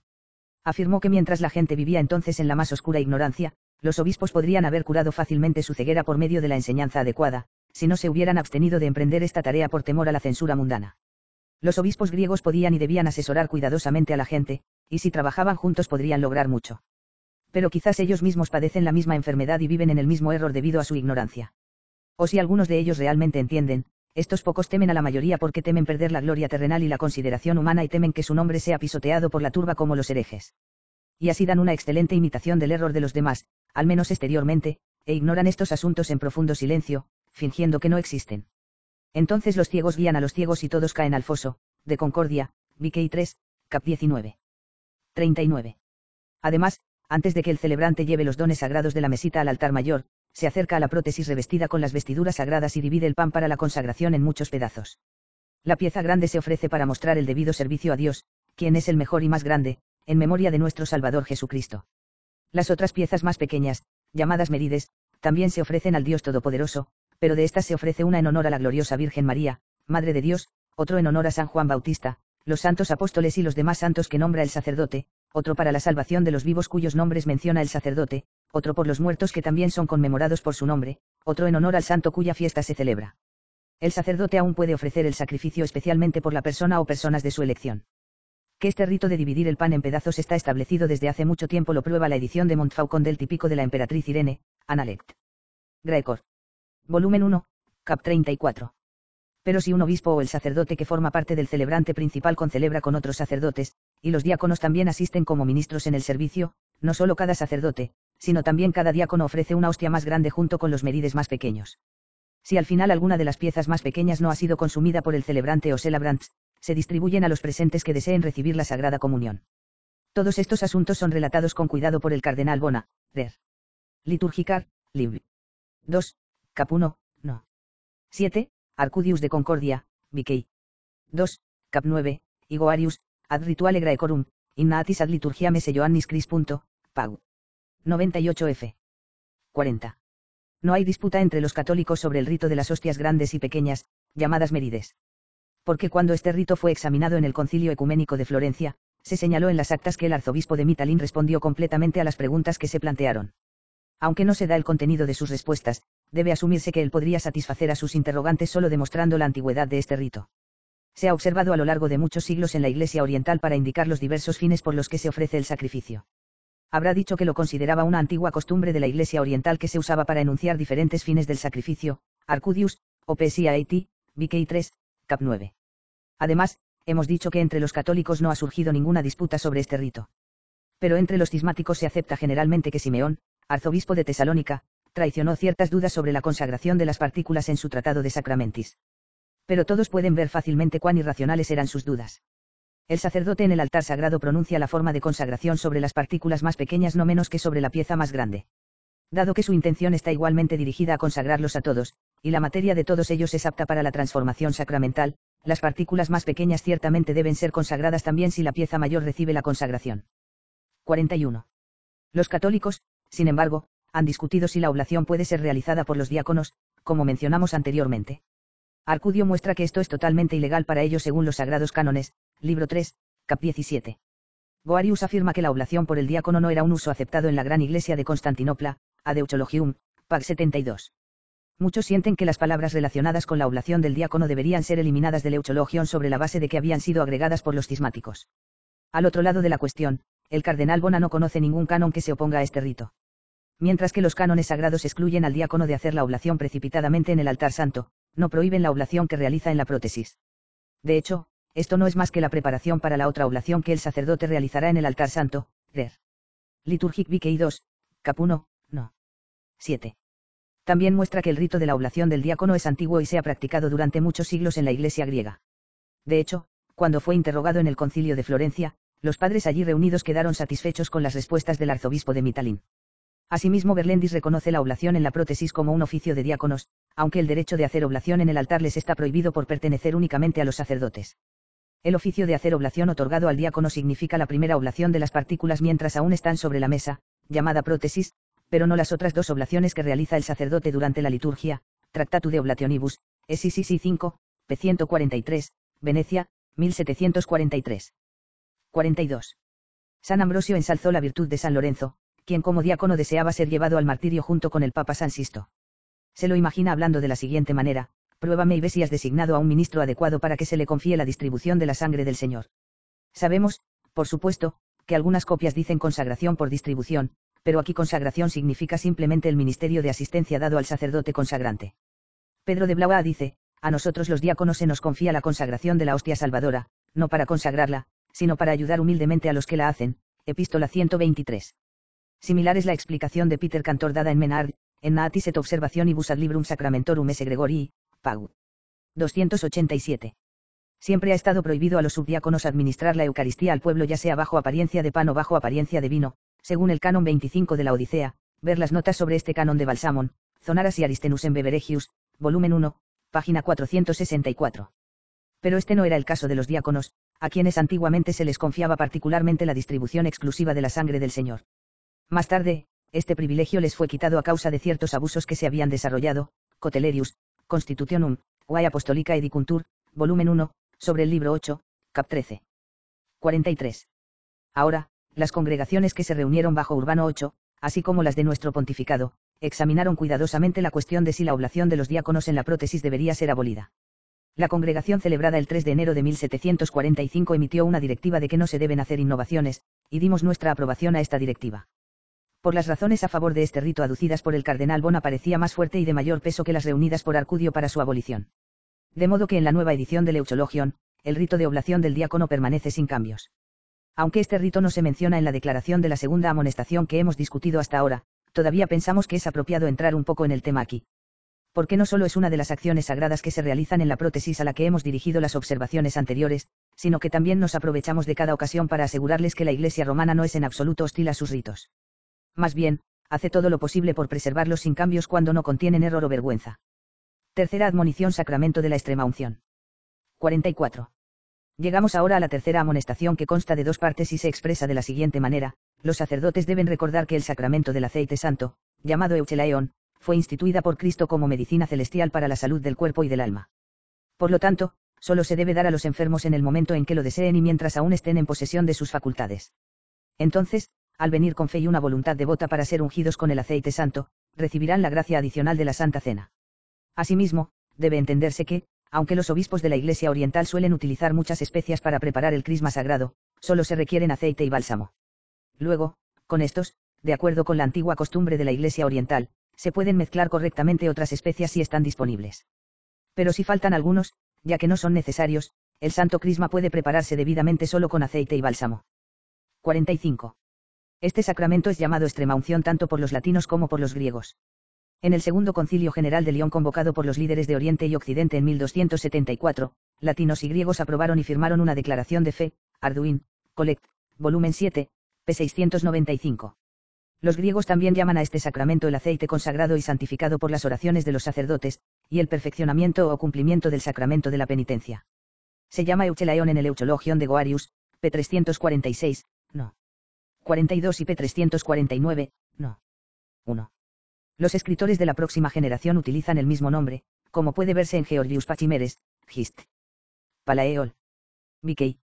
6, cap 32, y Posinus usa el mismo nombre en Bikei 1 Blas. Pagu.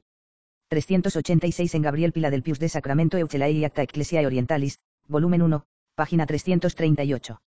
Además, los griegos a veces llaman a este sacramento heptapapadum. En el sínodo de Constantinopla que se reunió bajo el patriarca Giovanni Beccos en 1277, el patriarca aceptó la confesión de fe acordada en el Concilio de León. Escribió al romano pontífice Juan XXI, que, también aceptamos la extremaunción como aceptamos los demás sacramentos.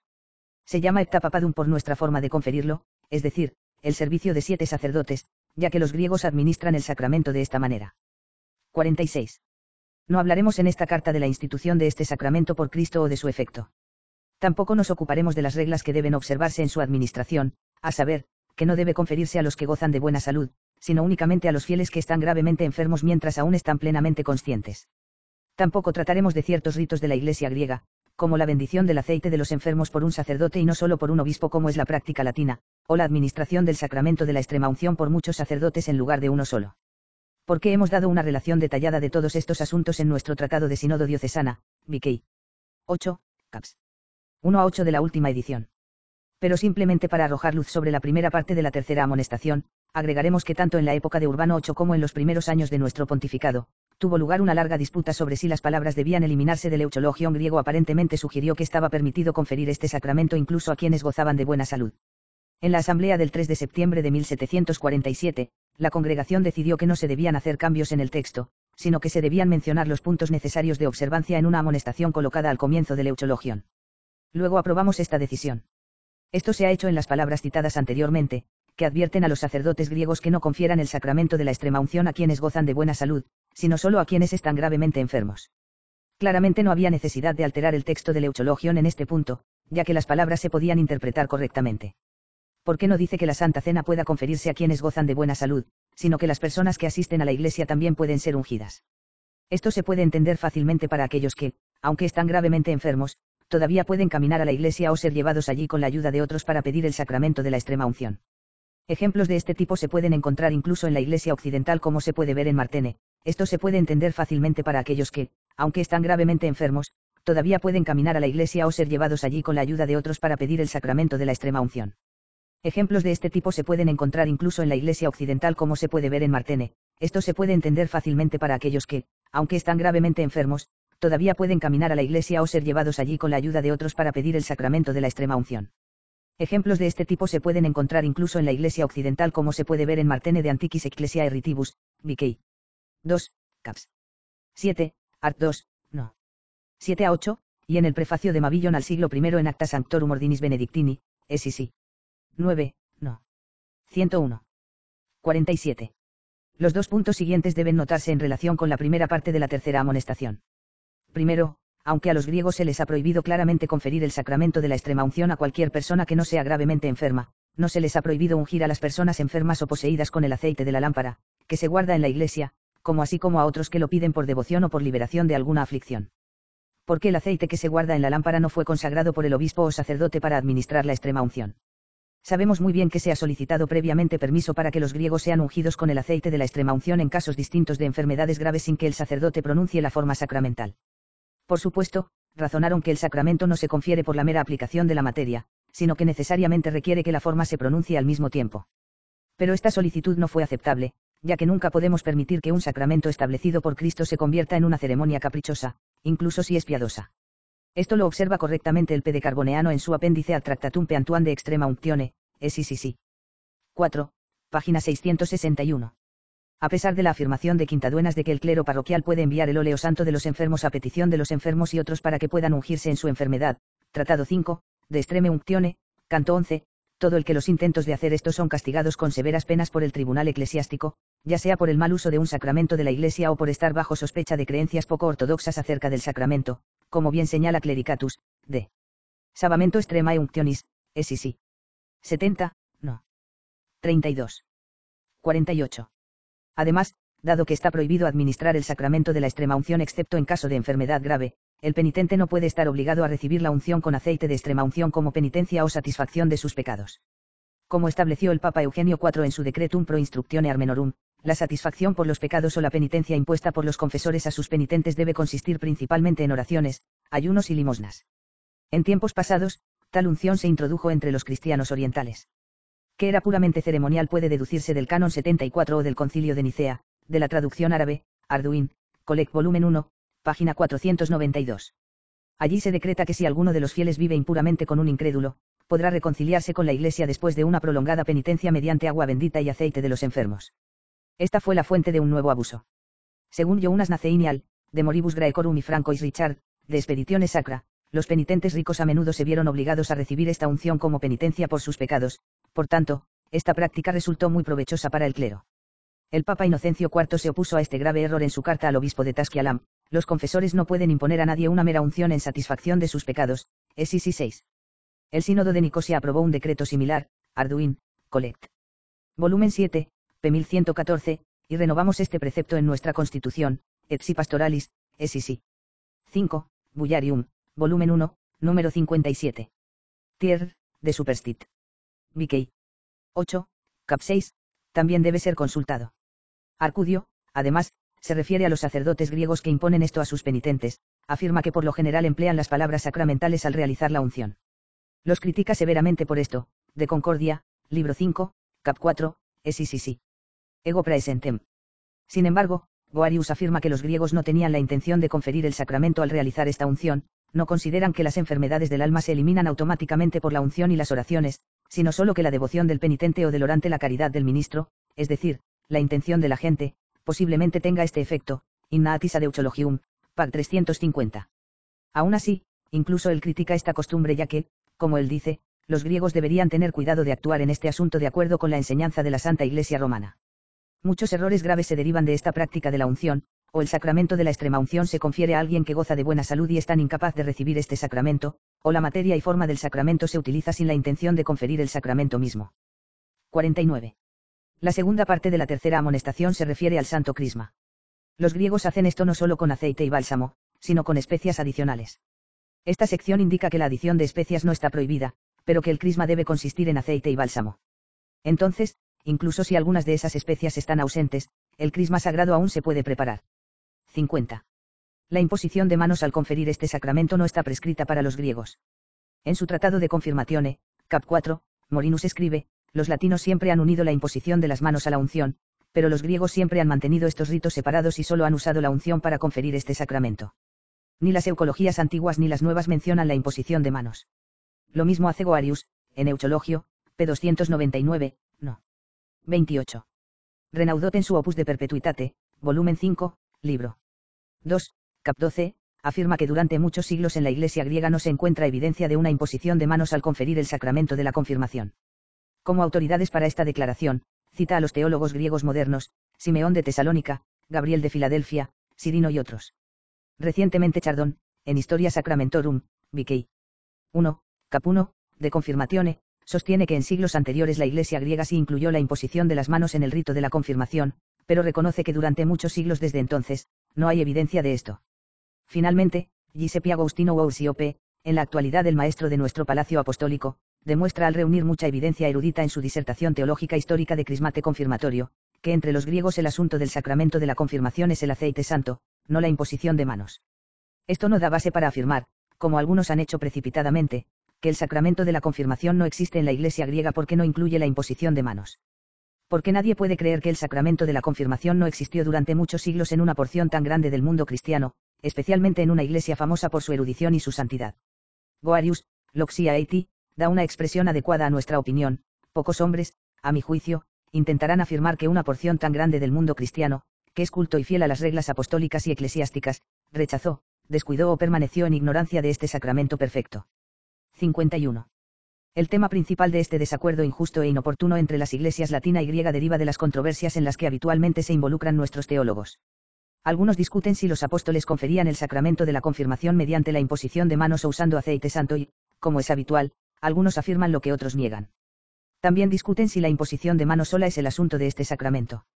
Algunos sostienen que este es el caso, mientras que otros consideran que el aceite sagrado es el asunto remoto del sacramento. En este caso, la aplicación de este aceite en el signo de la cruz en la frente del confirmando se considera el asunto inmediato.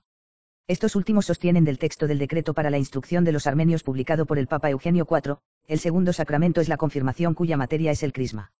El crisma está hecho de aceite y bálsamo bendecido por el obispo. El aceite significa buena conciencia y el bálsamo, buena reputación. Al hablar de la imposición de manos que los apóstoles usaron para conferir este sacramento, el Papa Eugenio agrega, sin embargo, en lugar de esa imposición de manos, la confirmación se da en la Iglesia. Finalmente, otros unen la imposición de las manos y el crisma, afirmando que ambos son igualmente materia del sacramento de la confirmación, pero que cualquiera de ellos es insuficiente por sí mismo. Solo cuando estos dos se unen, comprenden toda la materia del sacramento. En lugar de la imposición de manos, sin embargo, la confirmación se da en la Iglesia. Finalmente, otros unen la imposición de las manos y el crisma, afirmando que ambos son igualmente materia del sacramento de la confirmación, pero que cualquiera de ellos es insuficiente por sí mismo. Solo cuando estos dos se unen, comprenden toda la materia del sacramento. En lugar de la imposición de manos, sin embargo, la confirmación se da en la Iglesia. Finalmente, otros unen la imposición de las manos y el crisma, afirmando que ambos son igualmente materia del sacramento de la confirmación, pero que cualquiera de ellos es insuficiente por sí mismo. Solo cuando estos dos se unen, comprenden toda la materia del sacramento.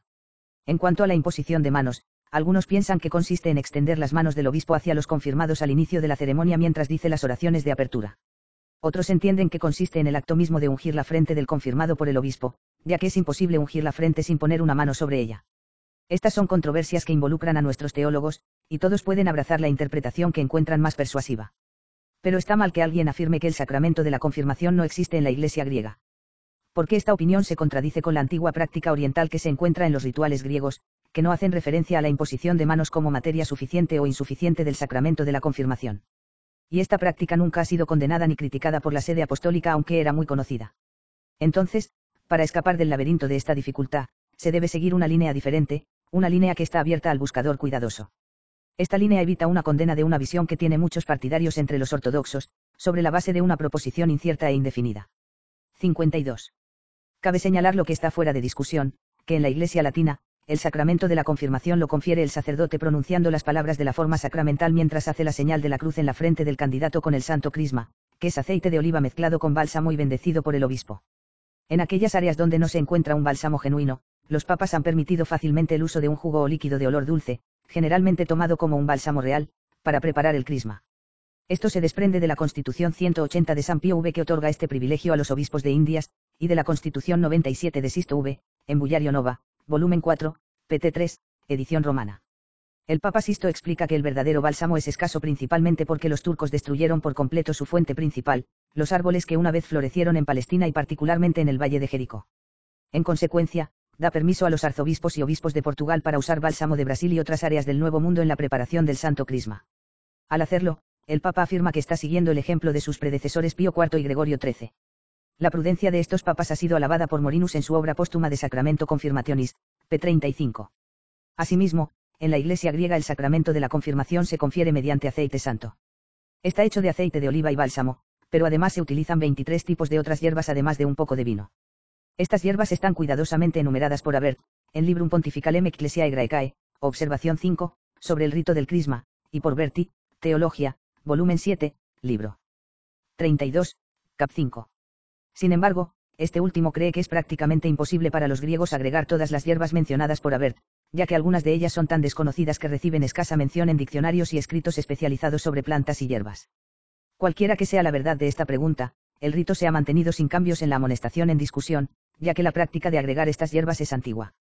A los griegos simplemente se les advierte que no deben considerar estas hierbas esenciales para el tema del sacramento, deben reconocer que el sacramento es válido cuando se realiza únicamente con aceite y bálsamo bendecidos por el obispo, aunque falten algunas de las hierbas que suelen añadir de acuerdo con su rito de confirmazione. 53. Ahora que se ha completado la segunda parte de la tercera amonestación, agregaremos aquí en forma de apéndice algunos comentarios que se adaptan bien a nuestro propósito actual, ya que están relacionados tanto con la doctrina del sacramento de la confirmación como con la revisión del Euchologion. 54. La forma del sacramento de la confirmación en la Iglesia griega, según la opinión generalmente recibida, consiste en las palabras, la señal del don del Espíritu Santo pronunciada por el ministro mientras hace la señal de la cruz con el aceite santo en la frente del candidato. Esto queda claro en el canon 7 del primer concilio de Constantinopla, Arduin, Collect. Volumen I, p. 811, ya que el cardenal Bessarion entiende correctamente las palabras de ese canon, en Opuscolo de Eucharistia, impreso en la Biblioteca de los Padres, volumen 26, página 765, edición de León. El segundo concilio ecuménico da las palabras de consagración del Santo Crisma en el séptimo canon de la siguiente manera: al firmarlas, es decir, ungirlas con el Santísimo Crisma, decimos, el signo del don del Espíritu Santo. Según ellos, estas palabras confieren el sacramento de la confirmación. Pero aunque esta afirmación del cardenal ha sido impugnada por Lupus, Innatis ad canonem 95. Concili Trujani, no es probable que obtenga mucho apoyo para su opinión ya que su antagonista es el cardenal Bessarion. Arcudio llama la atención sobre este punto cuando cita la declaración de Bessarion y continúa: Bessarion habla así y ciertamente nadie podría superarlo en el conocimiento de las prácticas de la Iglesia Oriental en la administración de los sacramentos, libro 2, cap 7. Goarius comparte esta opinión, Innatis ad Euchologium, p. 302, no 31. También lo hace Habert, in su Innatis ad Pontificale Graecorum, observ 4, n2. Sería fácil reunir muchos otros testimonios, pero bastará con decir lo que dijo el Sínodo de Zamostia al tratar el sacramento de la confirmación: la forma del sacramento recomendada por la Euchologia aprobada, que es más antigua que el cisma mismo, es esta, la señal del don del Espíritu Santo, amén, y esto debe decirse una sola vez mientras se confiere la unción. 55. El decreto de San Metodio, patriarca de Constantinopla, es bien conocido en la Iglesia griega. Metodio fue patriarca a mediados del siglo IX y se esforzó incansablemente por llamar a los vagabundos de regreso a casa a la santa unidad. Su decreto establece el método de restitución en la Iglesia a los que la han dejado y luego han regresado. Al final de la oración toma el óleo santo según la costumbre de los bautizados y lo unge, haciendo la señal del cruz sobre su frente, ojos, fosas nasales, boca, ambos oídos, manos, pecho y hombros mientras dice, la señal del don del Espíritu Santo. Este pasaje ciertamente da lugar a una gran dificultad, pues aparentemente hay que admitir que las palabras la señal del don del Espíritu Santo no son la forma del sacramento de la confirmación en la Iglesia griega, o que este sacramento es conferido una segunda vez sobre quienes ya la han recibido válidamente una vez, si después del pecado de la apostasía desean volver a la Iglesia. Este último punto de vista es, por supuesto, contrario a la opinión establecida de que los sacramentos, que imprimen un carácter en el alma, nunca pueden conferirse de nuevo a quienes los han recibido válidamente una vez. Esto fue definido por el Concilio de Trento, sesión 7, sobre los sacramentos en general, canon 9. No tiene sentido apelar al canon 7 del Concilio de Constantinopla, que se mencionó anteriormente. Este canon establece que arrianos, macedonios, novacianos, y los apolinarios que se apartan de su herejía y vienen a la Iglesia deben ser recibidos con el santo crisma. Esta sentencia se refiere solo a estos herejes, ya que confieren el sacramento de la confirmación de forma inválida, si es que lo hacen, aunque el decreto de San Metodio es general y se aplica a todos los que deseen regresar después de dejar la Iglesia. Además, dado que en algunas eucologías se establecen disposiciones similares a las del decreto de Metodio en la sección sobre la reconciliación de los penitentes, en estos casos surge la misma dificultad. 56. La sutileza de los estudiosos se ha utilizado plenamente para resolver este problema. Algunos afirman que el decreto en cuestión no fue emitido por San Metodio, patriarca de Constantinopla en 842, sino por un Metodio diferente, el patriarca cismático de Constantinopla, en 1240. Pero Goarius afirma que vio varios documentos anteriores a este último Metodio que asigne el decreto a San Metodio el patriarca, Innatis ad ipsum decretum en su elucidación del Euchologion, p. 698. Eso es suficiente para privar a esta solución de su peso. Otros reconocen que las palabras la señal del don del Espíritu Santo son la forma del sacramento de la confirmación, y reconocen que las mismas palabras deben decirse durante la unción de los apóstatas arrepentidos que están siendo recibidos de nuevo en la Iglesia en de acuerdo con el decreto de San Metodio. Piensan, sin embargo, que esto no da razón para decir que el sacramento de la confirmación ha sido conferido a hombres que ya lo han recibido, ya que la intención del ministro es necesaria para el otorgamiento de los sacramentos. En este caso, está bastante claro que la intención del ministro no es conferir el sacramento, sino reconciliar a un apóstata que ha regresado con la Iglesia. Esta solución es adoptada por los siguientes escritores: Duhamel, Theologiae, volumen 6, página 383, París 1605, Boarius in Naatis ad Eucholog. Pagu. 598, Tournley, en Tractatu de Confirmatione, p. 612f, y Asemanus el Joven, Codex Liturgicus, Vickey. 3, de Confirmatione, página 63. Sin embargo, muchos otros no están satisfechos con esta solución. Juveninus, en particular, plantea dos objeciones. En primer lugar, se da cuenta de que no hay evidencia griega que sugiera que no es la intención del ministro conferir el sacramento de la confirmación cuando reconcilia a un apóstata ungiéndolo con aceite santo y usando palabras que contienen la forma del sacramento.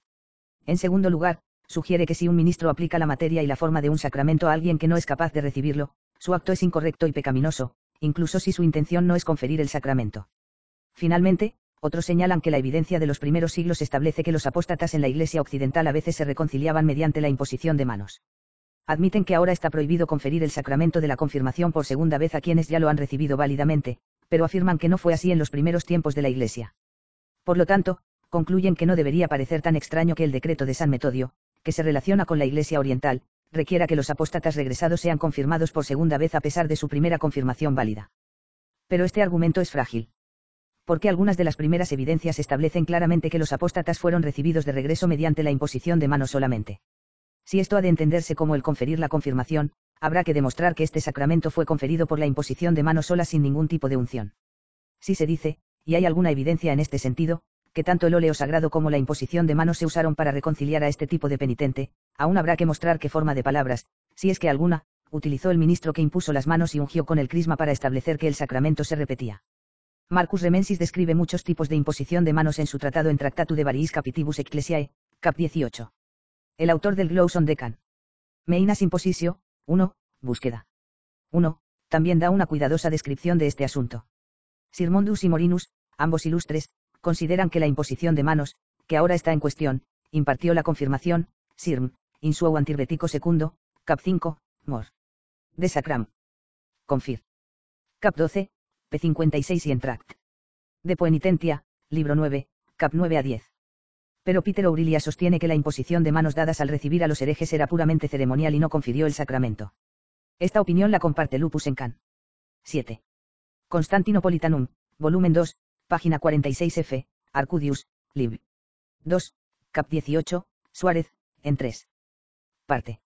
Divito Umei, volumen 3, búsqueda. 72, Dia ESP. 34, SICC.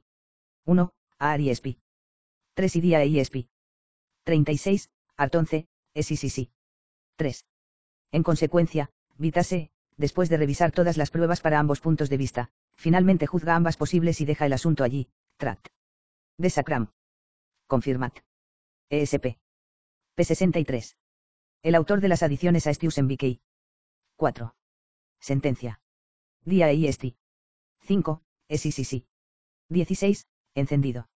BP 87, se comporta con similar cautela. 57. Por tanto, se debe encontrar una forma diferente de resolver la dificultad en discusión.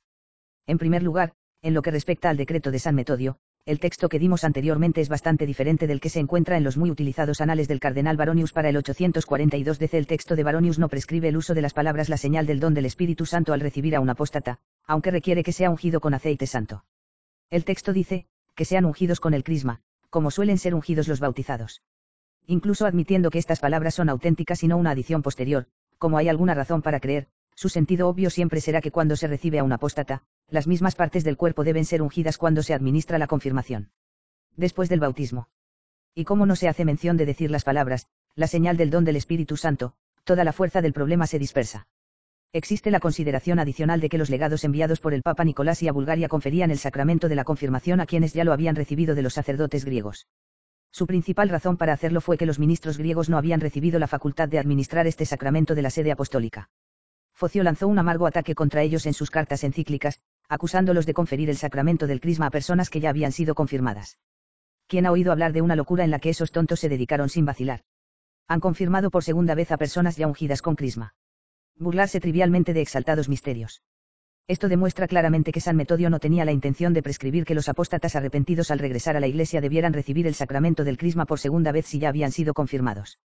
Porque Focio, que fue patriarca unos 40 años después de San Metodio, a pesar de su mente perversa, disfrutaba de una reputación constante de erudición y circunspección. Nunca habría acusado a los legados apostólicos con tanta amargura por repetir el sacramento del crisma si San Metodio hubiera decretado previamente o hubiera tenido la intención de que los apóstatas recibieran el mismo sacramento por segunda vez al regresar a la Iglesia. Porque habría previsto que los legados responderían que solo habían seguido la costumbre de la Iglesia oriental al recibir a los vagabundos de regreso a la unidad de acuerdo con el decreto de S. 58. La aparición en algunas de las eucologías de las palabras, la señal del don del Espíritu Santo, junto con la unción, cuando se reconcilia al arrepentido, debe atribuirse a la interpolación de los cismáticos. Teodore Balsamón los convenció de que cualquier latín que se separara de los griegos debía ser confirmado nuevamente. Esto lo afirma Gregory Protosinceius en su Apologia against Marcus of Ephasas, Arduin, Collect, volumen 9, p. 640. Pero el uso de las palabras en cuestión no está prescrito en las muchas copias manuscritas de Euchologion examinadas y comparadas por Jonas Matthäus Cariophilus Tidonius, un testigo digno de confianza, según Arcudius, de Riformat, B.K. 2, cap 18. Tampoco se encuentran en el famoso Euchologion de Grotaferrata, un punto de gran importancia. Por lo tanto, las congregaciones para la corrección del Euchologion que se reunieron en el tiempo de Urbano VII y en nuestros días decretaron con nuestra aprobación que el rito de reconciliación de los penitentes se imprimiera en el Euchologion revisado exactamente como se describe en el Euchologion de Grotaferrata. Esto se ha hecho. En la reunión de la congregación el 7 de enero de 1748, se planteó la cuestión de si el rito de recibir a los apóstatas a su regreso a la Iglesia debía ajustarse al decreto de San Metodio. Se señaló que esta unción debía realizarse en la forma en que los bautizados son ungidos, pero que el requisito de decir al mismo tiempo las palabras, la señal del don del Espíritu Santo, se encontraba solo en unas pocas eucologías modernas. Por lo tanto, la congregación del 18 de febrero decretó que la eucología debería ser revisada para ajustarse a la eucología patriarcal del cardenal Basarion, ahora de Grotaferrata. Al recibir este informe, examinamos el asunto y aprobamos el decreto. Cuarta amonestación, eliminar las impurezas. 59. A continuación, debemos ocuparnos de la cuarta amonestación, que se refiere a la eliminación de ciertas impurezas mediante bendiciones y oraciones que se incluyen en el Euchologion. Las palabras de la amonestación son, por último, se debe saber que si algo inmundo o contaminado puede caer en un pozo u otro recipiente de líquido, o si se toca o se come algo inmundo, o si nace un animal impuro muere en una iglesia, los sacerdotes de la Iglesia Oriental de acuerdo con la costumbre de su iglesia usan las oraciones y bendiciones contenidas en el Euchologion. Sin embargo, no están intentando observar los preceptos de la antigua ley que, como todos saben, han sido revocados por la venida de Cristo. 60. En el Euchologion revisado, al igual que en el Euchologion de Grotaferrata, una vez del cardenal Basarion, y en los manuscritos más antiguos, hay una oración que menciona la distinción hecha en la antigua ley entre alimentos limpios e inmundos, así como la impureza en los ojos de la ley de cualquiera que comiera alimentos inmundos. La oración continúa diciendo que el que ha comido alimentos inmundos no puede recibir el precioso cuerpo y sangre de Cristo sin pecado. El contenido y las expresiones de esta oración y otras similares dieron lugar a una discusión sobre si uno podría sospechar que la observancia de las ceremonias legales de la antigua ley se estaba agregando o reteniendo junto con la nueva ley y el Evangelio. Para comprender si hay algún fundamento para esta sospecha, tocaremos brevemente las siguientes consideraciones. 61. La primera consideración es que las ceremonias de la ley maseica fueron abrogadas con la venida de Cristo y que ya no pueden observarse sin pecado después de la promulgación del Evangelio. Entonces, dado que la distinción hecha por la antigua ley entre alimentos limpios e inmundos pertenece a los preceptos ceremoniales, se puede afirmar con justicia que tal distinción ya no existe y no debe insistirse en ella. Es cierto que los santos apóstoles, prohibí a los fieles comer sangre o carne de animales estrangulados. Este punto de vista fue expresado por Santiago en el Concilio de Jerusalén, por tanto, yo juzgo que los gentiles que se vuelven a Dios no deben ser molestados, sino que debemos escribirles para que se abstengan de lo sacrificado a los ídolos, de la infidelidad, de carne de animales estrangulados y de sangre, Hechos 15. Pero está claro que esto fue ordenado para eliminar toda ocasión de desacuerdo entre judíos y gentiles convertidos a Cristo. Dado que esta razón ha desaparecido hace mucho tiempo, también debe decirse que su consecuencia ha desaparecido. De manera similar, profesamos que las legalidades del Antiguo Testamento, las ceremonias de la ley maseica, los ritos, sacrificios y sacramentos han cesado en la venida de nuestro Señor Jesucristo, no pueden observarse sin pecado después de la promulgación del Evangelio. La distinción de alimentos limpios e inmundos que se encuentra en la antigua ley se refiere a las ceremonias que han pasado con el surgimiento del Evangelio. La prohibición de los apóstoles sobre la comida ofrecida a los ídolos, la sangre y la carne de animales estrangulados era adecuada en ese momento para eliminar la causa de desacuerdo entre judíos y gentiles. 62. Las palabras anteriores son de la profesión de fe ortodoxa que el Papa Urbano VIII exigió a los orientales, publicada en 1642 por la Congregación para la Propagación de la Fe. Están en armonía con la enseñanza de Santo Tomás, Summa 1, 2, Búsqueda 103, Art 4, a tercera. Además, esta enseñanza está confirmada por documentos antiguos. San Gregorio II en su carta capitular, capítulo 7, que nombra al obispo Marinianus y al sacerdote Jorge como legados en Baviera, escribe: ningún alimento debe considerarse inmundo para comer, excepto lo que fue sacrificado a los ídolos, ya que, como aprendemos de la enseñanza apostólica, toda creación de Dios es buena y todo lo que se toma con agradecimiento no debe ser rechazado. Asimismo, San Nicolás, y en su respuesta al 43 grados decreto de los búlgaros sobre animales limpios e inmundos, dijo: Dios mostró claramente, en mi opinión, que animales o pájaros se pueden comer cuando, después del diluvio, dio todos los animales a Noé y sus hijos para comer. Por lo tanto, se puede comer a todos los animales cuya carne definitivamente no sea dañina para el cuerpo y sea considerada como alimento por la sociedad humana. Así que el decreto para los jacobitas del Concilio de Florencia dice: la Santa Iglesia Romana cree firmemente, profesa y predica que toda criatura de Dios es buena y no debe ser rechazada si se la toma con agradecimiento. Según la palabra del Señor, el hombre no se contamina con lo que entra en su boca.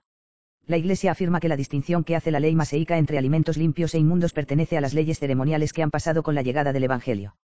Por lo tanto, declara que no se debe condenar ningún tipo de alimento que la sociedad humana considere alimento, y no se debe hacer ninguna distinción entre los animales sobre la base del género o la forma de su muerte. Sin embargo, muchas cosas que no están prohibidas pueden y deben abandonarse por la salud del cuerpo, la práctica de la virtud y la disciplina regular de la Iglesia. Como dice el apóstol. 63.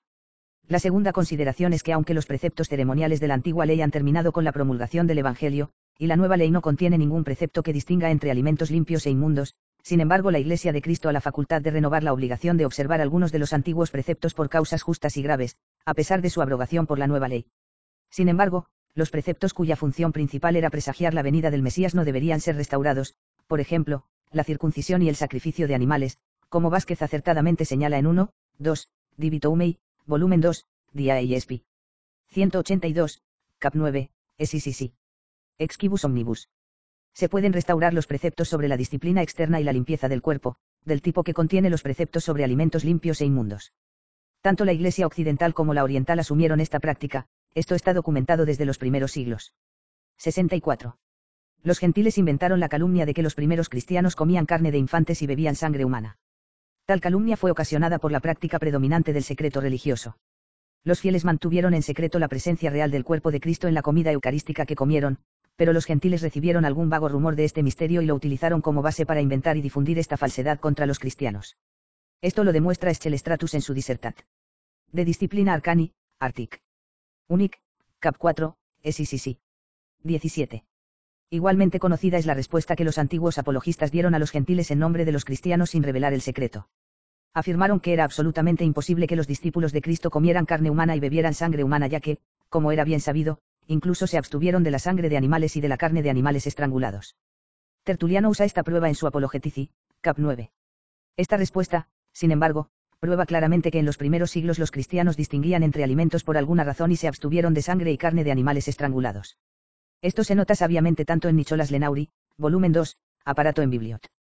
Patr. Dis. 4 sobre Tertuliano, cap 12, art 2, y por Pamelius, en Dictum cap 9 Tertulianos, no 138. Esos cristianos no pensaron que la ley maseica todavía era obligatoria en este asunto. Sabían que se había eliminado la prohibición apostólica sobre la abstinencia de sangre y la carne de animales estrangulados. No consideraron estos alimentos prohibidos de ninguna manera, pero se abstuvieron de ellos con el argumento de que era conveniente observar la costumbre transmitida por los padres. Natalis Alexander escribe que la costumbre de abstenerse de sangre y carne de animales estrangulados era tan religiosamente observada en esas iglesias porque habían recibido esta costumbre de sus padres, no porque consideraran que estos alimentos estaban absolutamente prohibidos. Gist. Ecclesiast. Saecul 1, dis. 10. 65. En su comentario sobre las palabras de animales estrangulados y sangre, Hechos 15, Calmet afirma que algunas iglesias latinas distinguieron entre alimentos limpios e inmundos y se abstuvieron de sangre y carne estrangulada hasta el siglo X y XI. En este momento, no ofrece ninguna prueba de su declaración, pero su verdad es bastante evidente para cualquiera que tenga el más mínimo conocimiento de la escritura cristiana.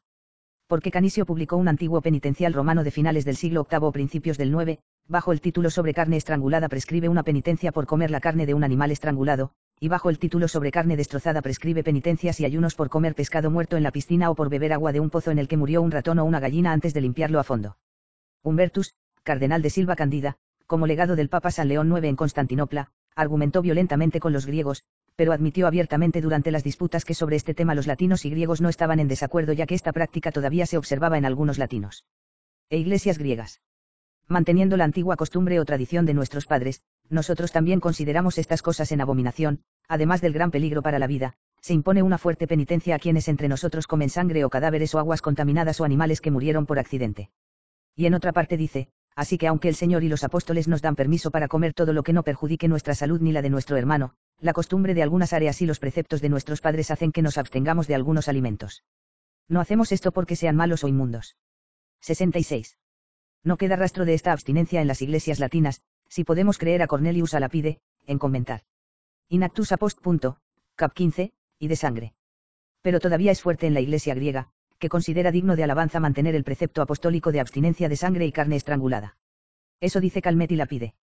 Christianus Lupus dice además que también los griegos han observado durante mucho tiempo esta ley apostólica sin cambios, notas sobre el canon 67 del Sínodo de Trullan. Este canon 67 de Trullan dice, la escritura divina nos ha ordenado que nos abstengamos de sangre, carne estrangulada y fornicación. Castigamos debidamente a quienes, por el placer del estómago, sazonan, sirven y comen hábilmente la sangre de un animal. Entonces, si alguien de ahora en adelante come la sangre de un animal de alguna manera, debe ser depuesto si es un clérigo y separado si es un laico. Solo los armenios, que sepamos, han abandonado públicamente esta costumbre de los griegos al entrar en unión con la Iglesia romana.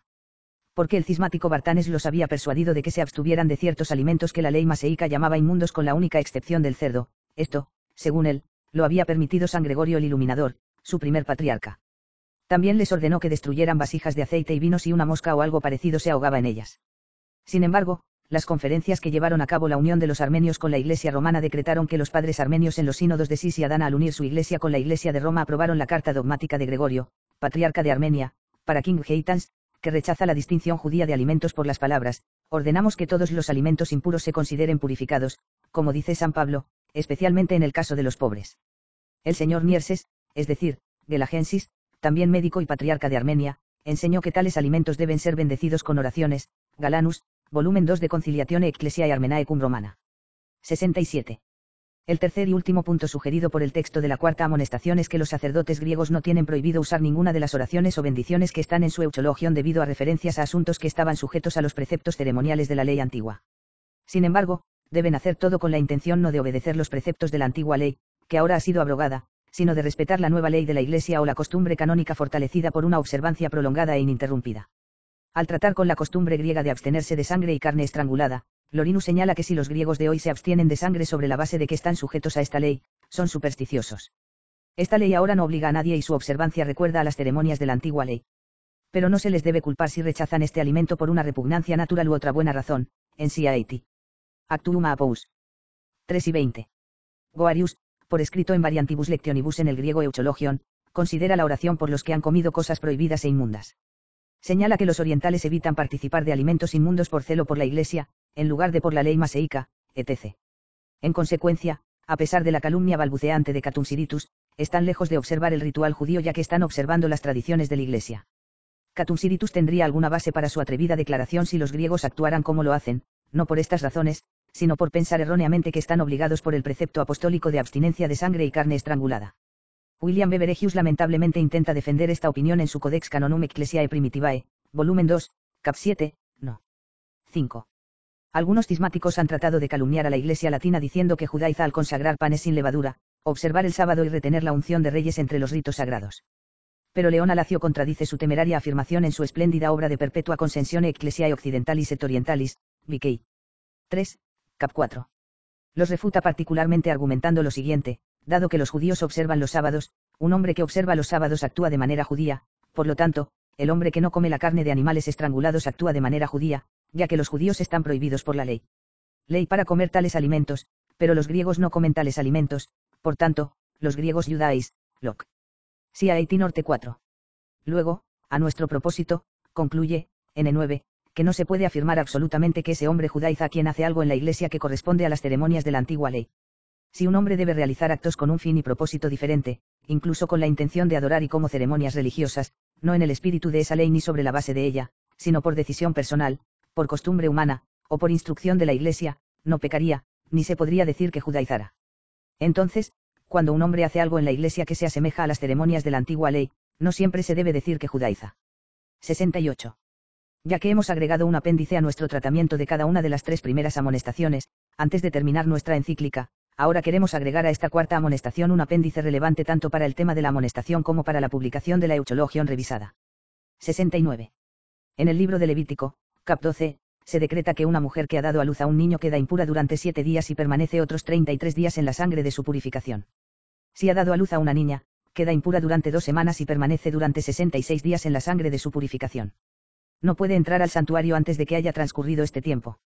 Cuando ingrese por primera vez al templo, debe traer una ofrenda prescrita. 70. No se puede negar que esta prohibición se mantuvo durante algún tiempo en la Iglesia.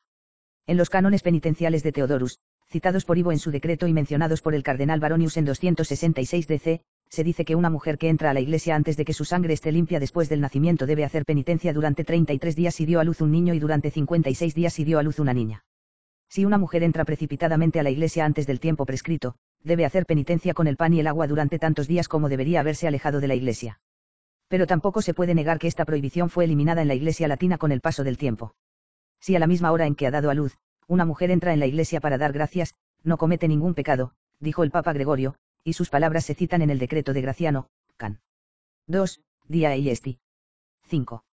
En su decretal volens de purificatione postpartum, Inocencio III cita el texto: la ley fue dada por medio de Moisés, la gracia y la verdad vinieron por medio de Jesucristo. Agrega que una mujer que no desea entrar a la Iglesia por un tiempo después del parto no tiene prohibido hacerlo, pero que una mujer que viene a la Iglesia no peca. Así que no cometen ningún pecado y no se les debe prohibir la entrada a las iglesias. Prohibirlos implicaría obviamente que su castigo fue un pecado. Aún así, si quieren permanecer alejados por algún tiempo por un sentimiento de reverencia, no creemos que su devoción deba ser condenada. La Santísima Virgen María se sometió voluntariamente a la ley de Levítico, aunque esta ley no le fue aplicable, cuando se presentó a sí misma y a su divino Hijo en el templo en el momento oportuno después del parto. En memoria de este notable acontecimiento, se estableció el rito que se encuentra en el ritual romano publicado por orden del Papa Pablo V. Después del parto, una mujer va a la iglesia y un sacerdote la recibe en la puerta. Él reza por ella y la rocía con agua bendita. Luego, sosteniendo el dobladillo de la estola del sacerdote, sube al altar, se arrodilla ante él y ofrece gracias a Dios por los beneficios que ha recibido. En la Iglesia latina, sin embargo, esta bendición de la mujer después del parto no es obligatoria y no hay pecado involucrado si se omite, aunque omitirla desde el desprecio sería un pecado como advierte Quartus en su obra de Benedictionibus, tit. 3, SCCC. 12, div. 1. 71. En la Iglesia griega, sin embargo, la ley sobre el parto se observa religiosamente como si fuera un mandamiento, y una mujer que ha dado a luz no puede ir a la iglesia antes de la hora señalada. De hecho, en siglos anteriores la práctica de los griegos era tan estricta que a las mujeres durante la menstruación se les impedía compartir la Eucaristía, incluso cuando estaban gravemente enfermas. Por esta práctica fueron severamente criticados por el cardenal Humbertus de Silva Candida, Baronius, 1054 DC. Este rigor se modificó posteriormente en la medida en que a las mujeres durante la menstruación que estaban en peligro de muerte se les permitió recibir la Eucaristía. Esto se ve tanto en la carta canónica de Dionisio de Alejandría como en la novela 13 del emperador León el Sabio. Cabe recordar aquí la observación del cardenal Baronius, 266 DC, n grados 11. Señala que Dionisio en esta carta simplemente expresó su propia opinión y la sometió al juicio de Basílides y otros. He escrito esto no como profesor, sino para hacer pública mi opinión con la debida sencillez. Después de un examen repetido, escríbame y dígame la conclusión a la que ha llegado y si esta es la mejor visión del asunto. Por otro lado, el razonamiento de San Gregorio Magno es claramente cierto: el exceso de la naturaleza no puede contarse como un pecado, y no es solo para evitar que una mujer entre en la iglesia por lo que soporta contra su voluntad. Citado por Graciano, can 4, dia est 5. Escríbeme y cuéntame la conclusión a la que has llegado y si esta es la mejor visión del asunto.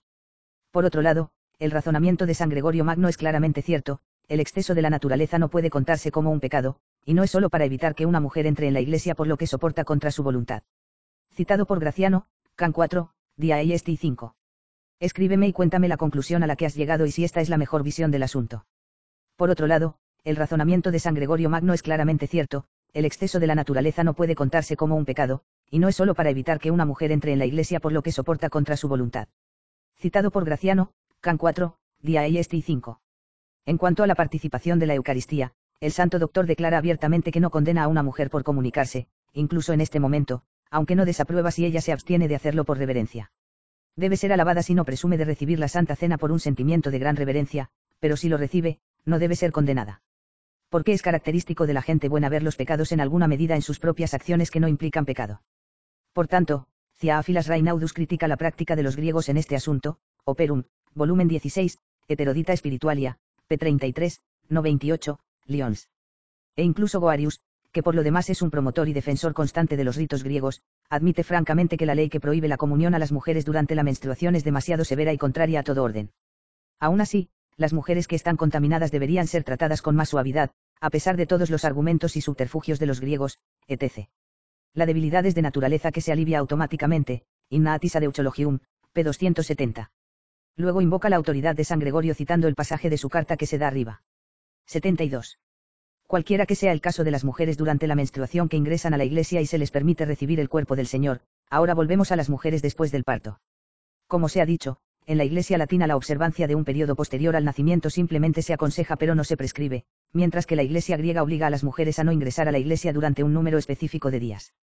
Como dice Goarius, p. 269, los griegos exigen este comportamiento como un deber, los latinos solo como una demostración de reverencia. Pero el Euchologion contiene oraciones que debe decir el sacerdote en esta ocasión como parte de todo el ritual de la ceremonia que rodea al parto. 73. En consecuencia, este asunto fue cuidadosamente examinado y discutido en las congregaciones que se reunieron para la revisión del Euchologion tanto bajo Urbano VIII como durante nuestro pontificado. Nadie propuso la eliminación total de la eucología de los ritos que rodean el parto, pero se sugirió que se cambiara el periodo prescrito de 40 días, y que se sustituyeran diferentes oraciones por la oración en la eucología que parecía referirse excesivamente a la inmundicia legal que hizo que los judíos impidieran que sus esposas hicieran negocios durante los 40 días posteriores al nacimiento y de entrar al templo. Parecía especialmente inadecuado suplicar a Dios que limpie, etc., la contaminación de su cuerpo de toda la contaminación del pecado y lave las manchas del alma en el transcurso de 40 días. 74. Pero otros comentaron sabiamente que algunos, seguramente, de los ritos ceremoniales de la antigua ley podrían ser observados bajo la nueva ley si tan solo no se cumplieran como obligaciones de la antigua ley, que fue abrogada, sino como una costumbre, o legal tradición, o como un nuevo precepto dictado por quien goza de la autoridad reconocida y competente para dictar leyes y hacerlas cumplir, como observa Vázquez, volumen 3, en la tercera parte de la Summa, Dia ESP 210, Cuest 80, Art 7. Se decidió que no había ningún motivo real para sorprenderse de que la observancia de un periodo después del parto fuera simplemente un consejo para las mujeres latinas, pero una ley obligatoria para los griegos. Además, dado que los griegos realizan el rito de una manera diferente a los judíos de la antigüedad al no hacer una ofrenda al sacerdote a la manera judía, y dado que santifican el rito con oraciones adecuadas, suplicando a Dios que perdonara los pecados cometidos por la mujer, y dado que para ello se invoca el patrocinio de la Virgen Madre de Dios, se decidió el 8 de enero de 1747, por aquellos a quienes habíamos puesto a cargo de la revisión del Euchologion, para no realizar cambios en este apartado. Posteriormente aprobamos su decisión. Porque es fácil llegar a una comprensión correcta de las palabras citadas de la oración griega, diciendo que con ello se pide a Dios que limpie el alma de la mujer de todo pecado y libere su cuerpo de toda inmundicia, natural no legal, en la medida en que indica una inmundicia espiritual. Porque la limpieza del cuerpo también es parte del servicio y la reverencia debidos a las iglesias y las cosas santas. Por eso, en los primeros siglos, los fieles solían entrar en las iglesias solo después de lavarse cuidadosamente, como dice San Juan Crisóstomo, y en privado siempre se lavaban las manos antes de tocar el volumen de los Evangelios. 75. Queridos hermanos y amados hijos, hemos querido explicarles estas cuestiones en esta encíclica para informarles de las razones por las que la sede apostólica ha sentido desde hace mucho tiempo que debe emprenderse la laboriosa tarea de revisar su Euchologion, y hacerles conocer el cuidado, el celo y el prudente razonamiento con que se emprendió y culminó el trabajo. No se hicieron cambios en las eucologías más antiguas y autorizadas, solo lo que parecía haber sido incluido en algunas ediciones más recientes por la credulidad o maldad de algunos hombres fue eliminado o enmendado. Se guardó todo lo que posiblemente se podría guardar, y se empleó alguna interpretación benévola para salvar su rito de cualquier apariencia de ataque. No dudamos que todo esto habla de nuestro verdadero amor por ustedes y del amor de la sede apostólica. También estamos seguros de que comprenderá cuán grande es nuestro celo y preocupación por perseverar firmemente en la santa unión y que los vagabundos sean llamados un día por la gracia de Dios a la misma unión y al camino de la salvación. Depende de usted utilizar esta edición revisada del Euchologion y asegurarse de que cualquier nueva edición se ajuste en todos los puntos a esta edición, que ha sido publicada en 1754 en la imprenta de la Congregación para la Propagación de la Fe. Esto garantizará que se mantengan fuera todos los errores y tonterías que antes se encontraban en las otras ediciones y estropeaban otras. Finalmente, les pedimos que nos ayuden con sus oraciones en nuestra difícil tarea de gobernar la Iglesia Universal y les impartimos amorosamente nuestra bendición apostólica. Dado en Roma, en Santa María la Mayor, el 1 de marzo de 1756, 16º año de nuestro pontificado.